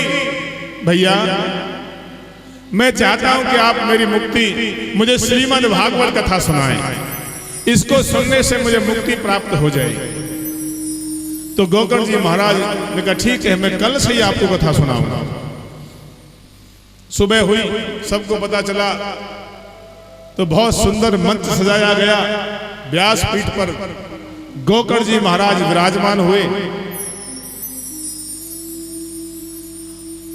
और अपने भाई धुंधकारी से आकर कहा, भैया आइए, आकर कर विराजमान हो जाइए। तो धुंधकारी हाथ जोड़ करके बोला, भैया मैं बैठ नहीं पा रहा हूं, मेरे पाप मुझे बैठने नहीं दे रहे हैं। कई बार आप कथा सुन रहे हो या कहीं भजन सुन रहे हो, तब भी बीच में मन नहीं लगता है, सोचे चलो घर चलें, वहां दूसरी जगह बैठेंगे, कहीं और बैठेंगे। क्यों नहीं बैठ पाता है मनुष्य? क्योंकि उसके पाप उसे वहां बैठने नहीं देते हैं। मन बार बार कहता है, चलिए उठिए यहां से। उसने कहा कि मेरे पाप मुझे यहां बैठने नहीं दे रहे हैं, मुझे उड़ा करके ले जा रहे हैं, क्योंकि आत्मा हवा के साथ उड़ती है। पहले मैया कहती थी ना, बाहर मीठा खा के मत जाओ, नहीं तो हवा धूल लग जाएगी। कहते थे कि नहीं? हाँ बोलो भैया। क्योंकि पाप उसे ठहरने नहीं देते हैं, हवा के साथ आत्मा उड़ती है, इधर उधर भागती है। अंगूठा मात्र, अंगूठा के बराबर आत्मा का शरीर होता है। बोले नारायण भगवान की। आदेश दिया भैया, ये जो हरे बांसों में, इस पांडाल में हरे हरे बांस लगे हैं, इस बांस में आप बैठ जाइए। तो धुंधकारी उस बांस में बैठ गया और 7 दिन तक निराहार रह करके बगैर भोजन किए हुए उस धुंधकारी ने कथा सुनी और 7वें दिन उसकी मुक्ति हुई। जैसे ही यज्ञ हुआ तो गोकर्ण जी महाराज ने देखा कि भगवान नारायण के विष्णु के पार्षद बैकुंठ से विमान को लेकर के आए हैं और धुंधकारी को विमान में बैठा करके ले जा रहे हैं। कहां? बैकुंठ। जैसे ही चलने को हुए तो गोकर्ण जी महाराज ने आवाज मारी, रुकिए, ठहर जाइए, कहां जा रहे हैं?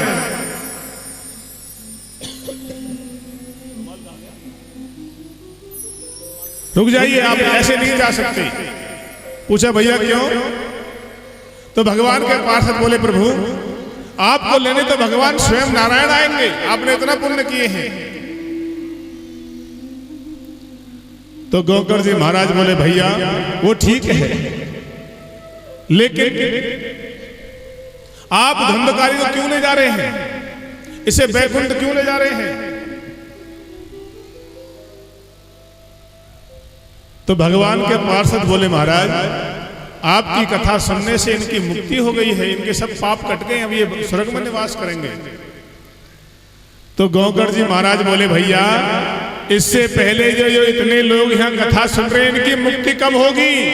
इन्हें कब बैकुंठ जाना होगा? इन्हें बैकुंठ क्यों नहीं लेके जा रहे हो आप? समझ आ रहा है ना भैया?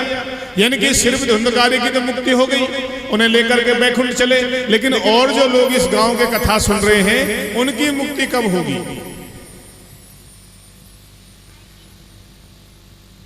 तो पार्षदों ने जवाब दिया, सूत जी महाराज यानी कि बोले, भैया सुनो, देखिए भैया मैं आपको बताता हूं, कथा में 3 तरह के लोग सुनने आते हैं। कितने तरह की कथा सुनने लोग आते हैं? 3 तरह के। पहले होते हैं श्रोता। अच्छा, श्रोता किन्हें कहते हैं? श्रोता उन्हें कहते हैं जो भागवत में कथा शुरू होने से पहले आकर के विराजमान हो जाएं, भगवान को दंडवत प्रणाम करके नमस्कार करके प्रार्थना करें, प्रभु इस कथा के श्रवण करने से यानी कि सुनने से हमारे और हमारे परिवार के और मेरे सभी पाप नष्ट हो जाए और भगवान के एक एक शब्द मेरे कानों के द्वारा मेरे हृदय तक पहुंच जाए। और ऐसे व्यक्ति ध्यान से बैठ करके भगवान कथा सुने, इन्हें कहते हैं श्रोता। अच्छा, दूसरे होते हैं सरोता। अच्छा, सरोता कैसे होते हैं भैया? सरोता ऐसे होते हैं जो कथा में आए और कथा में आकर के बोले, ये मंच जरा ऐसा होता तो और अच्छा रहता, अरे ऋतिक 2-4 पंखे और लगवा दे यार, ये टेंट ऐसा होता, व्यास जी के बाल और बड़े होते, टेंट में ये कमी है, हम तो न्योता दिया था इसलिए आए हैं, कविता ने बुलाया है, नहीं तो हमारे पास कहाँ कथा वथा सुनने का समय है भैया। लेकिन मजबूरी है, नहीं आते तो ये बुरा मान जाते, वहां मीटिंग चल रही है, वहां काम चल रहा है, आना पड़ा। यानी कि आकर के 100 बातें करते हैं, उन्हें क्या कहते हैं? सरोता। अच्छा, तीसरे होते हैं सोता, जो घर से खूब रोटी खा के आए और आकर कथा में बैठे और भगवान का भजन किया और निंद्रा पूरी करी, उन्हें कहते हैं सोता। देखिए, एक सोता ऐसे, एक गांव में, पहले गांव में कथा होती थी तो सामूहिक कथाएं होती थी, आज भी होती हैं कि 10-20 मैया हम कथा करते हैं नाथपुर वगैरह में, हर साल वहाँ जन्माष्टमी पे कथा करते हैं, साल में 2 कथा वहाँ होती हैं। तो वहाँ की मैयाओं का ऐसा सिस्टम है, वो 10 मैया इकट्ठी हैं, उन्होंने 5-5, 6-6 जो भी है उनका इकट्ठी होकर वो पैसा इकट्ठा करती हैं और आपस में कहती है, महाराज फलानी तारीख से हमारे यहाँ कथा करने आ जाए। वो हर साल कथा, मंदिर पे कथा आदि करवाते हैं। अभी जन्माष्टमी पे भी कथा वहाँ हुई, तो ऐसे सामूहिक कथा हुई किसी गांव में।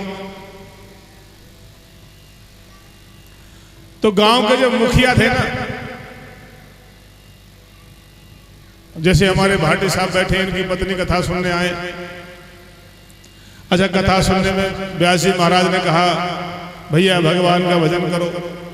तो मैया घर गई, मैया ने मुखिया जी इनके अपने पति भोलेनाथ से कहा महाराज बहुत अच्छी कथा चल रही है, तुम भी कथा सुने आओ।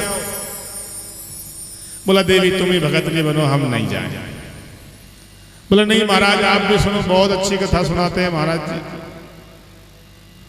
तो पत्नी ने बार बार कहा था ठीक है देवी कल जाएंगे, कल जरूर जाएंगे। अच्छा, दोपहर को कथा शुरू हुई तो मुखिया जी ने खूब भोजन घर में किया। भोजन करके जैसे पहुंचे पांडाल में, तो सम्मान्य व्यक्ति थे, गांव के सब सम्मान कर रहे थे, मुखिया थे गांव के, तो सबने कहा आइए आइए आइए, बैठिए बैठिए। बैठ गया, बैठते ही पंखा के आगे बैठे थे बेचारे, निंद्रा देवी आ गई, सो गया। कथा पूरी हो गई, प्रसाद वितरण हो गया, सब काम हो गए। व्यास जी महाराज उठ करके चले गए। किसी ने जगाया भैया जाइए जाइए। बोला कथा हो गई? हाँ। बोला बहुत सुंदर कथा हुई, हम कल भी जरूर सुनने आएंगे। एक रह गया था जिसकी दरी पे बैठा था वो, बाकी सब चले गए थे, बेचारा वही रह गया जिसकी दरी पे पहले ले जाते ना घर से, उसी पे बैठा। तो घर पहुंचे तो मैया ने पूछा बाबा मारा अपने पति भोलेनाथ से महाराज आपने कथा सुनी, क्या सुना? बोला बहुत सुंदर कथा, आप सही कह रही थी, बहुत आनंद आया मुझे तो। बोला क्या सुना? बोला आइए आइए, बैठिए बैठिए, जाइए जाइए, ये सुना मैंने। तो पत्नी समझ गई कि महाराज तो सो गए। तो पत्नी ने कहा महाराज ये जो 3 शब्द हैं आपके लिए, व्यास जी महाराज के गुरुजी ने आपको ये वचन दिए हैं, 3 गुरु मंत्र हैं, इन्हीं को पढ़ना। उन्होंने कहा ठीक है, सीधा आदमी था बेचारा। अब दिन भर सोया तो रात को नींद कैसे आए? तो खाट में बैठा बैठा यही कहे आइए आइए, बैठिए बैठिए, जाइए जाइए। भगवान की ऐसी करनी हुई कि घर में कोई उस दिन चोर घुसा, तो उसने कहा आइए आइए। तो चोर ने सोचा इसने मुझे देख लिया, तो वो छिपने के लिए बैठ गया। उसने कहा बैठिए बैठिए, डर के मारे बेचारा जाने लगा। बोला जाइए जाइए। तो समझ में आया कि पक्का देख लिया है। सुबह आया, हाथ जोड़ करके कुछ पैसे दे करके बोला महाराज किसी से कहना मत, मैं रात को आया था। बोला क्या नहीं कहना? बोला कुछ नहीं कहना। बोला कुछ नहीं कहूंगा मैं तो।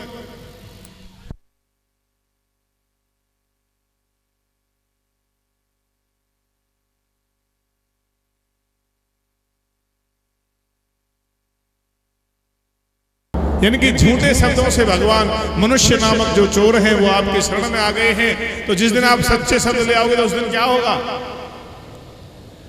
तो मैया इस प्रकार से 3 प्रकार के सुनने वाले होते हैं। अच्छा, इनमें जो 3 प्रकार के सुनने वाले में मुक्ति किनकी होगी? जो श्रोता है। श्रोता और श्रोताओं की नहीं होगी।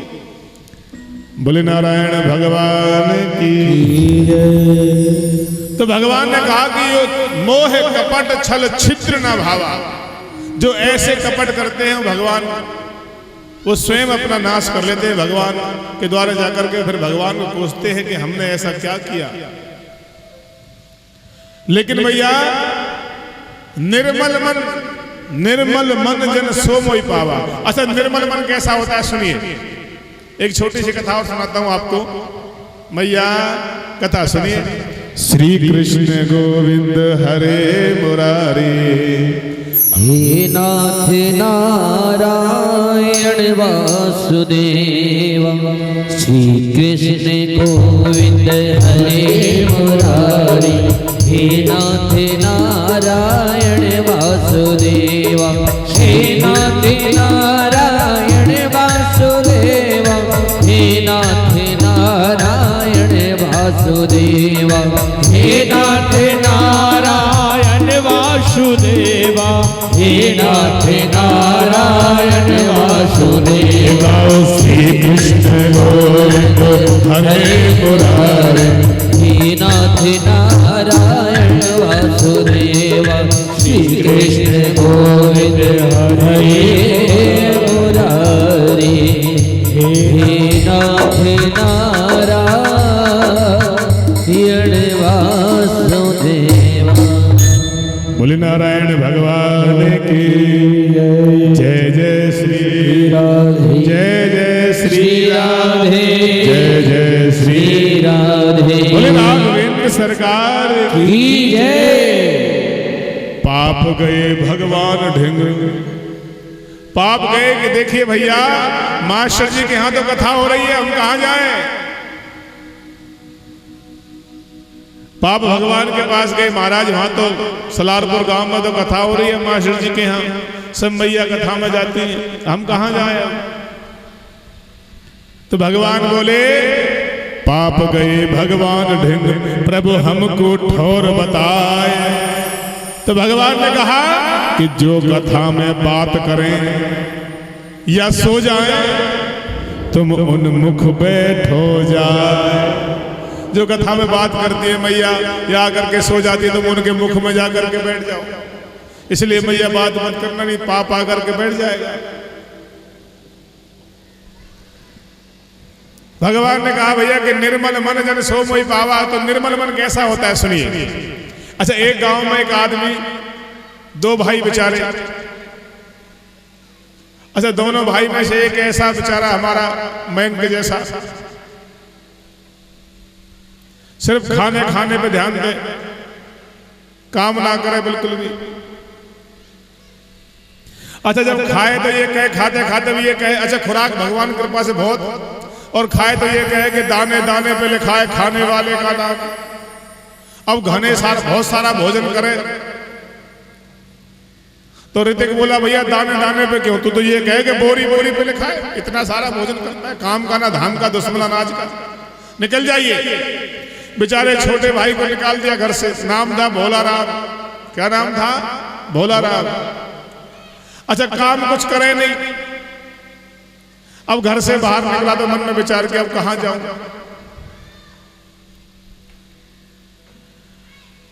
घूमते हुए एक मंदिर पे पहुंचा, देखा एक महाराज जी। अच्छा, महाराज जी संत महात्मा होते ही खाए पिए हैं। अच्छा देखिए, संतों को देख करके लोग बड़ी टिप्पणी करते हैं, ब्राह्मणों को, संतों को। चाहे हमारे पास टूटी सी गाड़ी हो तो भी लोग कहते हैं हमें देख कर, देखो इन महाराजों की तो मौज है, एसी में घूम रहे हैं, गाड़ी में घूम रहे हैं, इनकी मौज है। अच्छा, और ठीक ठाक महाराज हो, खाते पीते तो महाराज का, अच्छा महाराज कौन सी चक्की का आटा खाते हो? कहते हैं ना देख करके, कौन सी चक्की का आटा खाते हो? अच्छा, संतों व ब्राह्मणों में जवाब क्या है महाराज? बेफिक्री का। कौन सी खाते हैं? बेफिक्री का, जहां कोई फिक्र ही नहीं है उस चक्की का आटा खाते हैं।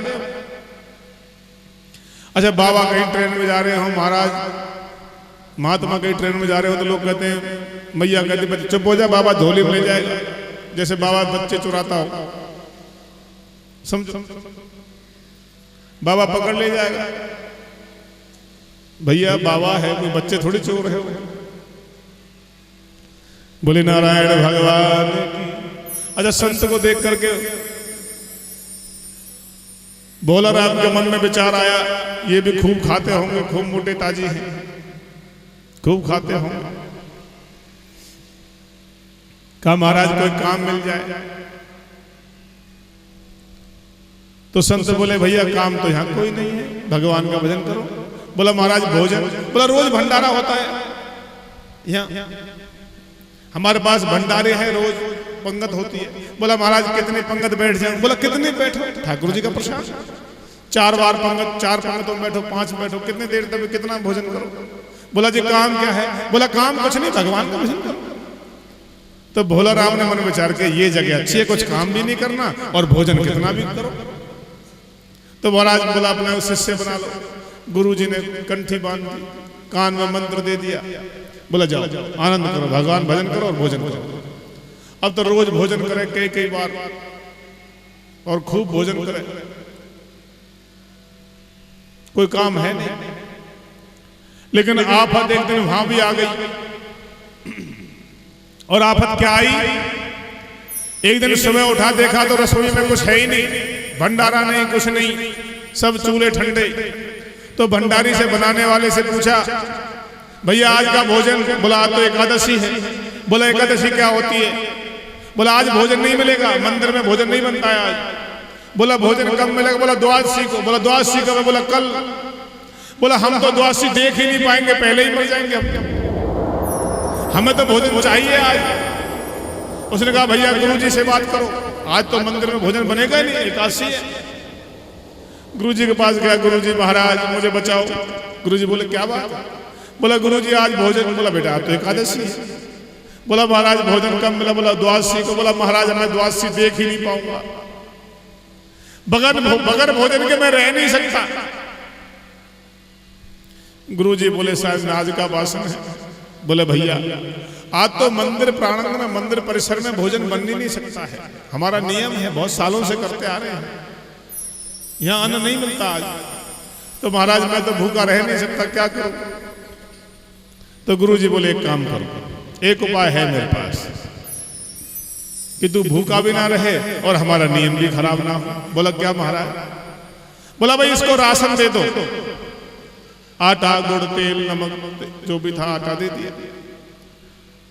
लेकर के कंधे पर थोड़ा सा आटा रख करके चला और कहा, गुरुजी बोले इस मंदिर से बाहर एक नदी है, नदी के किनारे जाकर के भोजन बनाओ और पाओ, अपने आप बनाओ और पाओ। जैसे ही निकला तो गुरुजी ने पीछे से आवाज लगाई, भैया भोला राम। हाँ गुरुजी। देखो तुम भोजन जब बनाओगे, प्रसाद जब बनाओगे, भगवान राम को भोग लगाकर प्रसाद पाना, ठीक है? अब मरता क्या नहीं करता, जैसे तैसे करके भोजन बनाया तो टूटी जली फली ऐसे रोटी बनाई और रोटी बनते ही और भूख लगी। हाँ राधा रानी चुप हो जाओ, कथा सुनो।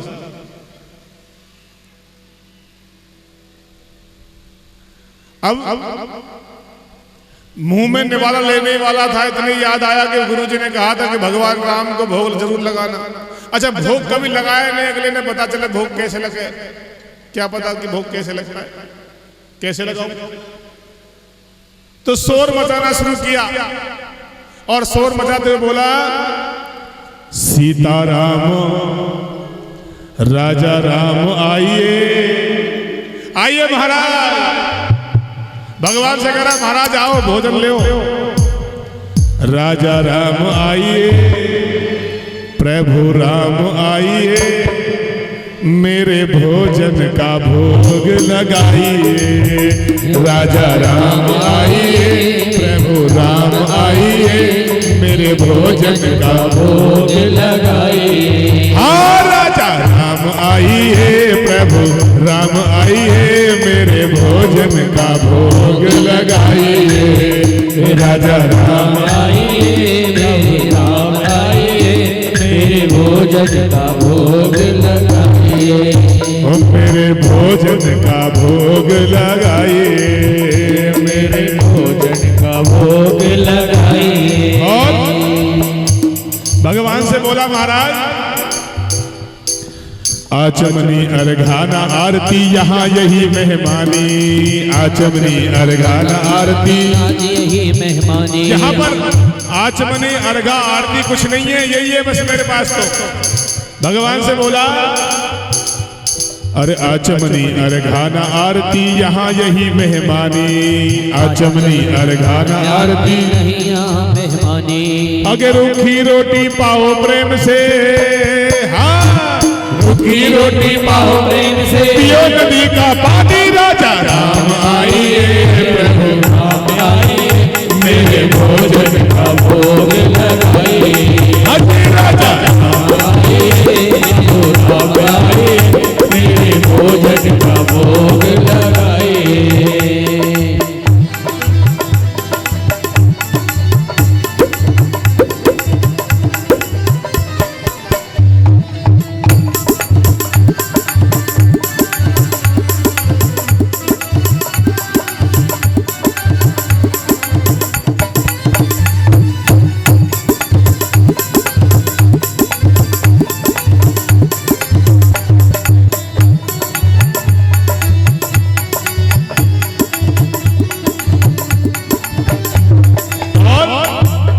भगवान से बोला, देखिए भगवान को अब धमकी दे रहा है। बोला राम ने क्या किया, धमकी देना शुरू किया और भगवान से बोला, भूल करोगे और तज दोगे भोजन रूखे सूखे।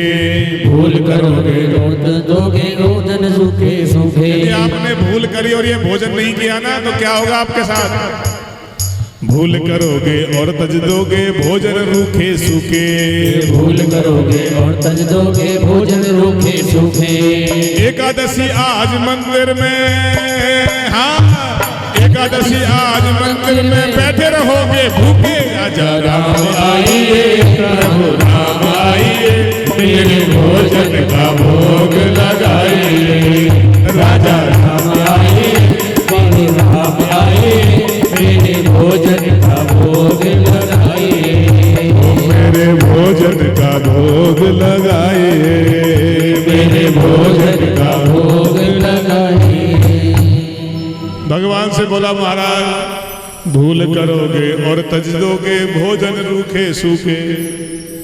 एकादशी आज मंदिर में बैठे रहोगे भूखे। मैं ही जान बचा के आया हूं, आज वहां कुछ नहीं है, वहां तो एकादशी है। मैं मंदिर से मैं खुद अपनी जान बचा के आया हूं, तुम भी यहीं आ जाओ। तो भगवान बड़े कौतुकी हैं।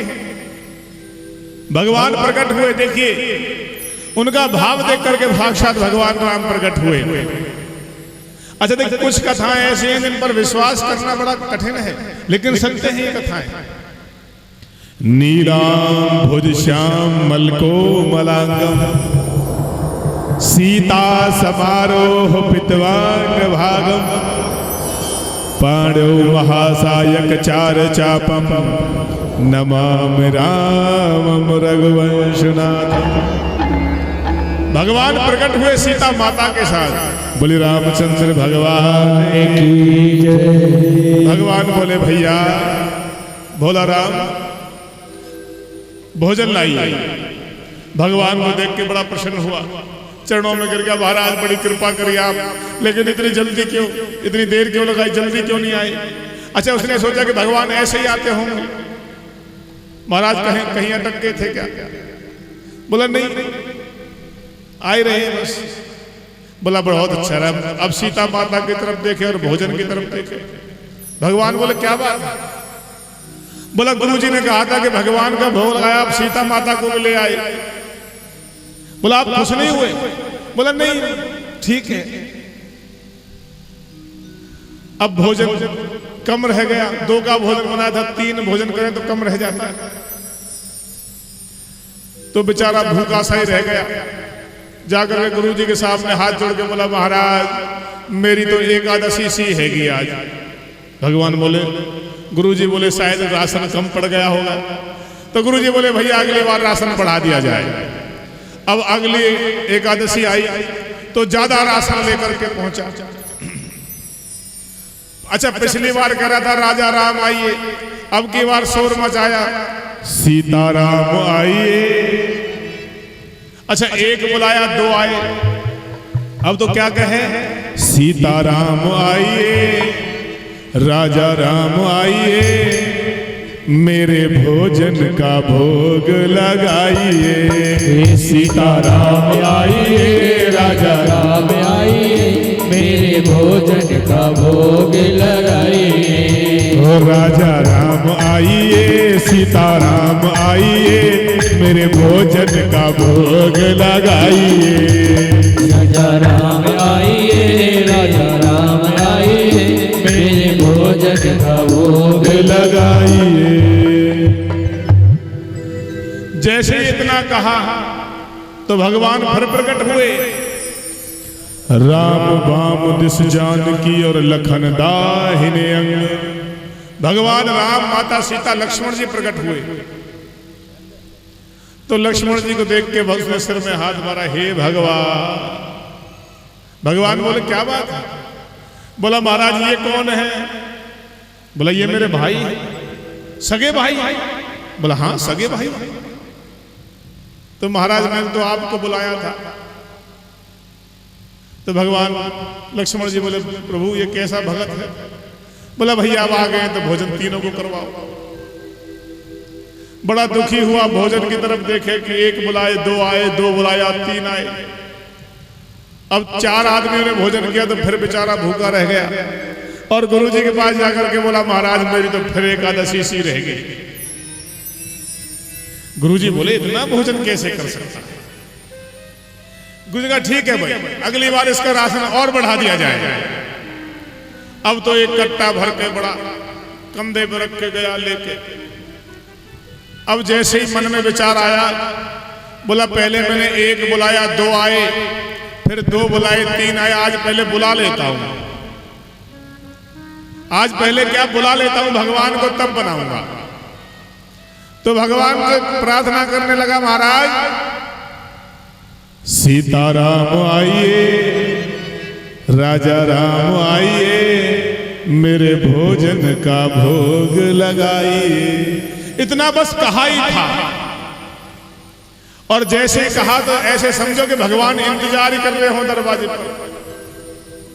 कवितावली में लिखा हुआ है कि बैठ दिपन में भक्त ने और कीनी प्रेम पुकार, तो क्षण में प्रकट भयो तुरंत राम दरबार।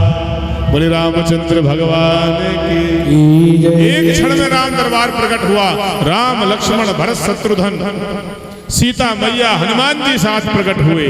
बोले हनुमान जी महाराज की जय। अब इतने लोगों को देख करके तोता राम यानी कि भोला राम मुस्कुराया और बोला, महाराज ये खूब बढ़िया है। बोला क्यों? बोला महाराज एक बुलाए 2 आए, 2 बुलाए 3 आए, और आज 3 बुलाए तो इतने सारे आए, ये कौन कौन है?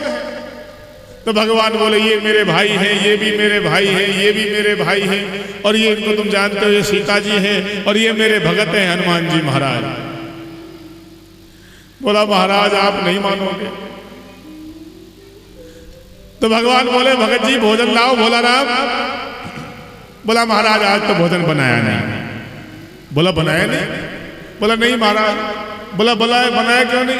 बोला महाराज आपका भरोसा नहीं, एक बुलाता हूं 2 आते हैं, 2 बुलाते हूं, अब देखो कितने सारे आ गए। अब इतने सारों का भोजन मैं बनाऊं तो मुझे मेरे लिए बचेगा नहीं, तो फिर मैं भोजन क्यों बनाऊं? आप बनाओ और खाओ, बच जाए तो हमें भी देना। सीता माता से बनवा। भोला राम बोला। तो भगवान ने कहा, देखिए ऐसी जो कथाएं हैं, भगवान ने कहा भैया भोजन तो आपको बनाना पड़ेगा। बोला नहीं महाराज भोजन तो मैं नहीं बनाऊंगा।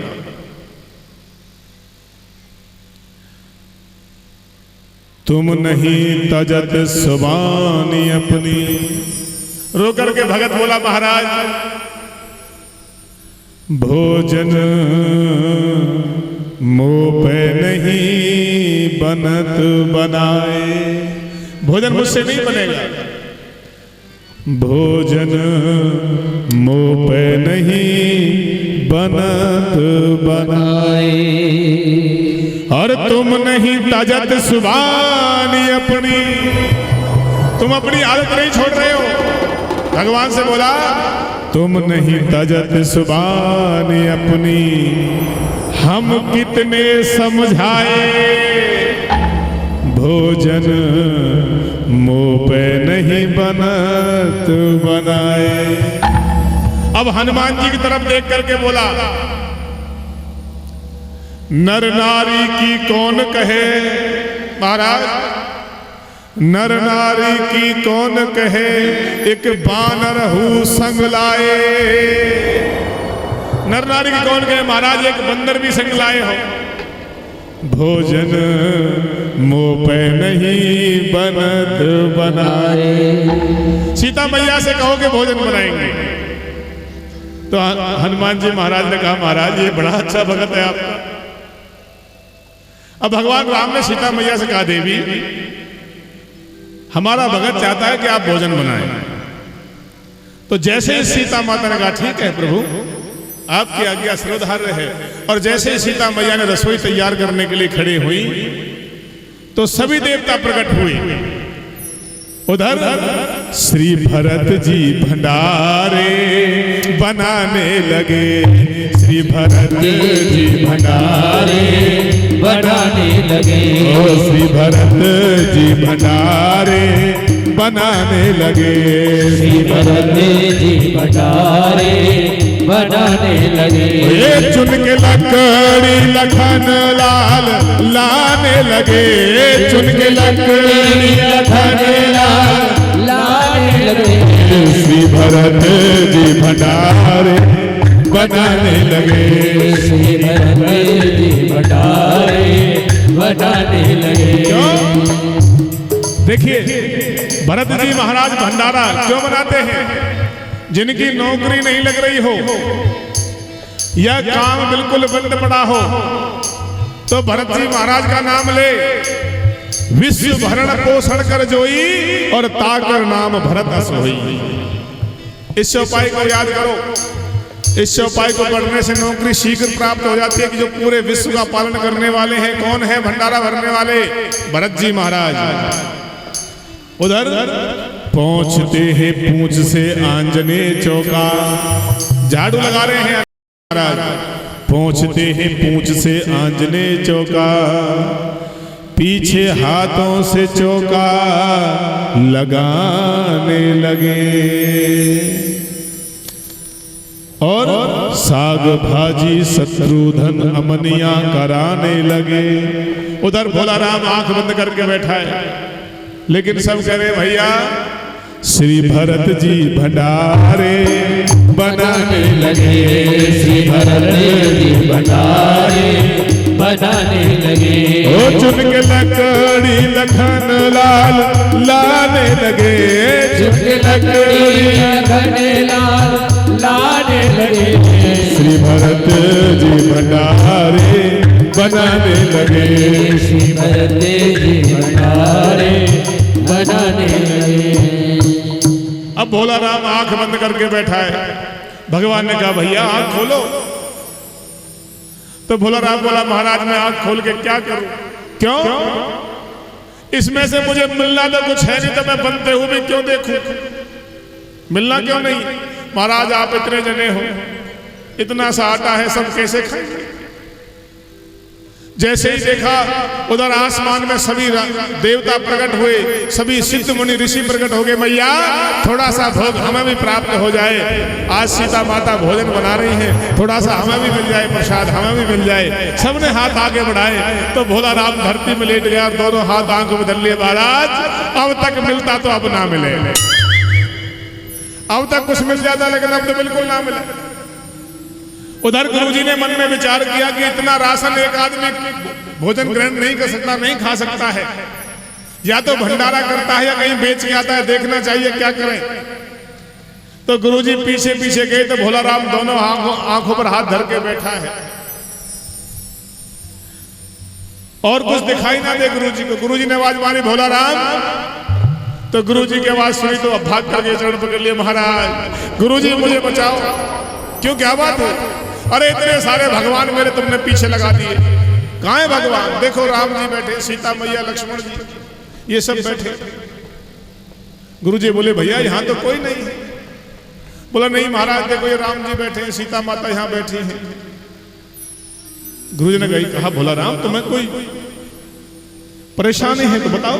बोला नहीं महाराज मैं बिल्कुल ठीक हूँ गुरुजी। आटा रखा है, चमचा अपने आप घूम रहा है, भोजन अपने आप बन रहा है। गुरुजी बोले मुझे कुछ दिखाई नहीं दे रहा है। तो भाग करके गुरु राम जी के पास गया। बोला महाराज हमारे गुरुजी बड़े विद्वान हैं, उन्हें आप दिखाई नहीं दे रहे हैं। तो गुरुजी बोले, राम भगवान बोले भैया हम सिर्फ आपको दिखाई देंगे, आप गुरुजी को नहीं। बोला क्यों? क्योंकि जितने सरल तुम हो। बोला गुरुजी हमारे तो बड़े विद्वान हैं, रोज रामायण पढ़ते हैं, आपका भजन करते हैं, आप उन्हें क्यों नहीं दिखाई देंगे? तो भगवान बोले भैया भोला राम जितने सरल तुम हो इतने सरल तुम्हारे गुरु नहीं है, इसलिए मैं आपको ही दिखाई दूंगा। तो भगवान ने कहा कि निर्मल मन जन सो मोई पावा। जिसका मन निर्मल हो, चाहे कुछ आता हो या ना आता हो, उल्टा नाम जपत जग जाना और वाल्मीकि भय ब्रह्म समान। प्रेम से हृदय, सच्चे हृदय से भगवान का नाम जाप करने वाले को भगवान अवश्य प्राप्त हो जाते हैं। हे राम तुम बड़े दयालु हो, राम तुम बड़े दयालु हो, हरि जी तुम बड़े दयालु हो, राम तुम बड़े दयालु हो, नाथ तुम बड़े दयालु हो, नाथ तुम बड़े दयालु हो। इसलिए भैया भगवान से कहिए और ना कोई हमारा है, और ना कोई हमारा है। आइए भैया, और ना कोई हमारा है, और ना कोई हमारा है, हमें बस तेरा सहारा है, हमें बस तेरा सहारा है, मुझे बस तेरा ही सहारा है, मुझे बस तेरा ही सहारा है। ये नैया डोल रही मेरी, ये नैया डोल रही मेरी, ओ हरि जी अब करो नहीं देरी, हरि जी अब करो नहीं देरी। राम तुम बड़े दयालु हो, राम तुम बड़े दयालु हो, प्रभु जी तुम बड़े दयालु हो, प्रभु जी तुम बड़े दयालु हो। सीताराम जय राम जय जय राम, सीताराम जय राम जय जय राम, बोलो सीताराम जय राम जय जय राम, सीताराम जय राम जय जय राम, सीताराम जय राम जय जय राम, सीताराम जय राम जय जय राम, बोलो सीताराम जय राम जय जय राम, सीताराम जय राम जय जय राम। मुझे अपनी शरण में ले लो राम, मुझे अपनी शरण में ले लो राम, मेरी बिगड़ी बात बना दो राम, मेरी बिगड़ी बात बना दो राम, मेरा बिगड़ा काम बना दो राम, मेरा बिगड़ा काम बना दो राम। बोलो सीताराम जय राम जय जय राम, बोलो सीताराम जय राम जय जय राम, सीताराम जय राम जय जय राम, सीताराम जय राम जय जय राम, ओ सीताराम जय राम जय जय राम, सीताराम जय राम जय जय राम, बोलो सीताराम जय राम जय जय राम, सीताराम जय राम जय जय राम, जय जय विघ्न हरण हनुमान, जय जय विघ्न हरण हनुमान, जय जय कष्ट हरण हनुमान, जय जय कष्ट हरण हनुमान। हाँ भले हैं बुरे हैं तेरे हैं, भले हैं बुरे हैं तेरे हैं। भगवान से कहिए महाराज जैसे भी है भले बुरे अब तेरे हैं, क्योंकि भगवान ने कहा कि सन्मुख होए जीव मोय जब ही। सुनिए भैया, भगवान राम ने कहा कि सन्मुख होए जीव मोय जब ही और जन्म कोट अविनाश तब ही। मनुष्य मेरे सन्मुख हो जाए और हाथ जोड़कर कहे प्रभु मैं अपने परिवार के समेत या अपने सभी पापों को लेकर के आपके शरण में आया हूं महाराज, मैं सच्चे हृदय से आपके शरणागत होता हूं। तो भगवान ने कहा कि मेरे सम्मुख यदि सच्चे हृदय से हो जाए, सन्मुख होए जीव मोय जब ही जन्म कोट अघनाश तब ही, करोड़ों पाप उसी समय नष्ट कर देता हूं। तो भगवान से कहिए भैया भले हैं बुरे हैं तेरे हैं, भले हैं बुरे हैं तेरे हैं, हाँ भले हैं बुरे हैं तेरे हैं, भले हैं बुरे हैं तेरे हैं, तेरी माया के घेरे हैं, तेरी माया के घेरे हैं, तेरी माया के फेरे हैं, तेरी माया के घेरे हैं। फिर भी हम बालक तेरे हैं, फिर भी हम बालक तेरे ओ फिर भी हम बालक तेरे हैं, फिर हम बालक तेरे हैं। राम तुम बड़े दयालु हो, राम तुम बड़े दयालु हो, हरि जी तुम बड़े दयालु हो, हरि जी तुम बड़े दयालु हो, राम तुम बड़े दयालु हो, राम तुम बड़े दयालु हो, हरि जी तुम बड़े दयालु हो, बिहारी जी तुम बड़े दयालु हो। राम तुम बड़े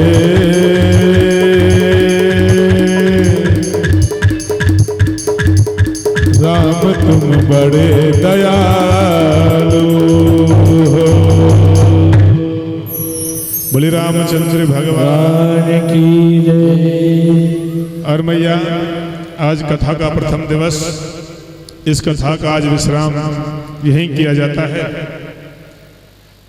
कल से कथा ओ आरती गाओ प्यारे तुम गोर धाओ, बाके बिहारी तेरी आरती गाओ, बाके बिहारी तेरी आरती गाओ। ओ मोरे मुकुट तेरे शीश पे सो है, मोरे मुकुट तेरे शीश पे सोहे, मोरे मुकुट तेरे शीश पे सो है, मोरे मुकुट तेरे शीश पे सोहे। ओ प्यारी बंसी में मोहे देख छवि में बलि बलि बलि जाओ श्री बाके बिहारी तेरी आरती गाओ। हे आरती गाऊं प्यारे तुझी को रिझाऊं, आरती गाऊं प्यारे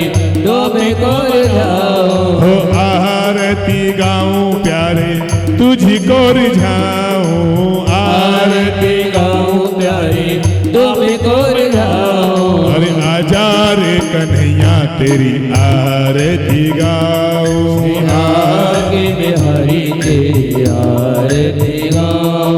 हो चरणों से निकली है गंगा प्यारी, चरणों से निकली है गंगा प्यारी, जिसने सारी दुनिया तारी, जिसने सारी दुनिया तारी।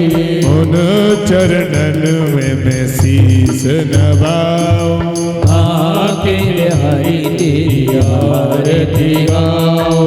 हे गिरधर तेरी आरती गाऊं, हे बाके बिहारी तेरी आरती गाओ। ओ दास अनाथ के नाथ आप हो, नाथ अनाथ के नाथ आप हो, दास अनाथ के नाथ आप हो, दास अनाथ के नाथ आप हो। सुख दुख जीवन प्यारे साथ आप हो, सुख दुख जीवन प्यारे साथ आप हो, सुख दुख जीवन प्यारे साथ आप हो, सुख दुख जीवन प्यारे साथ आप हो।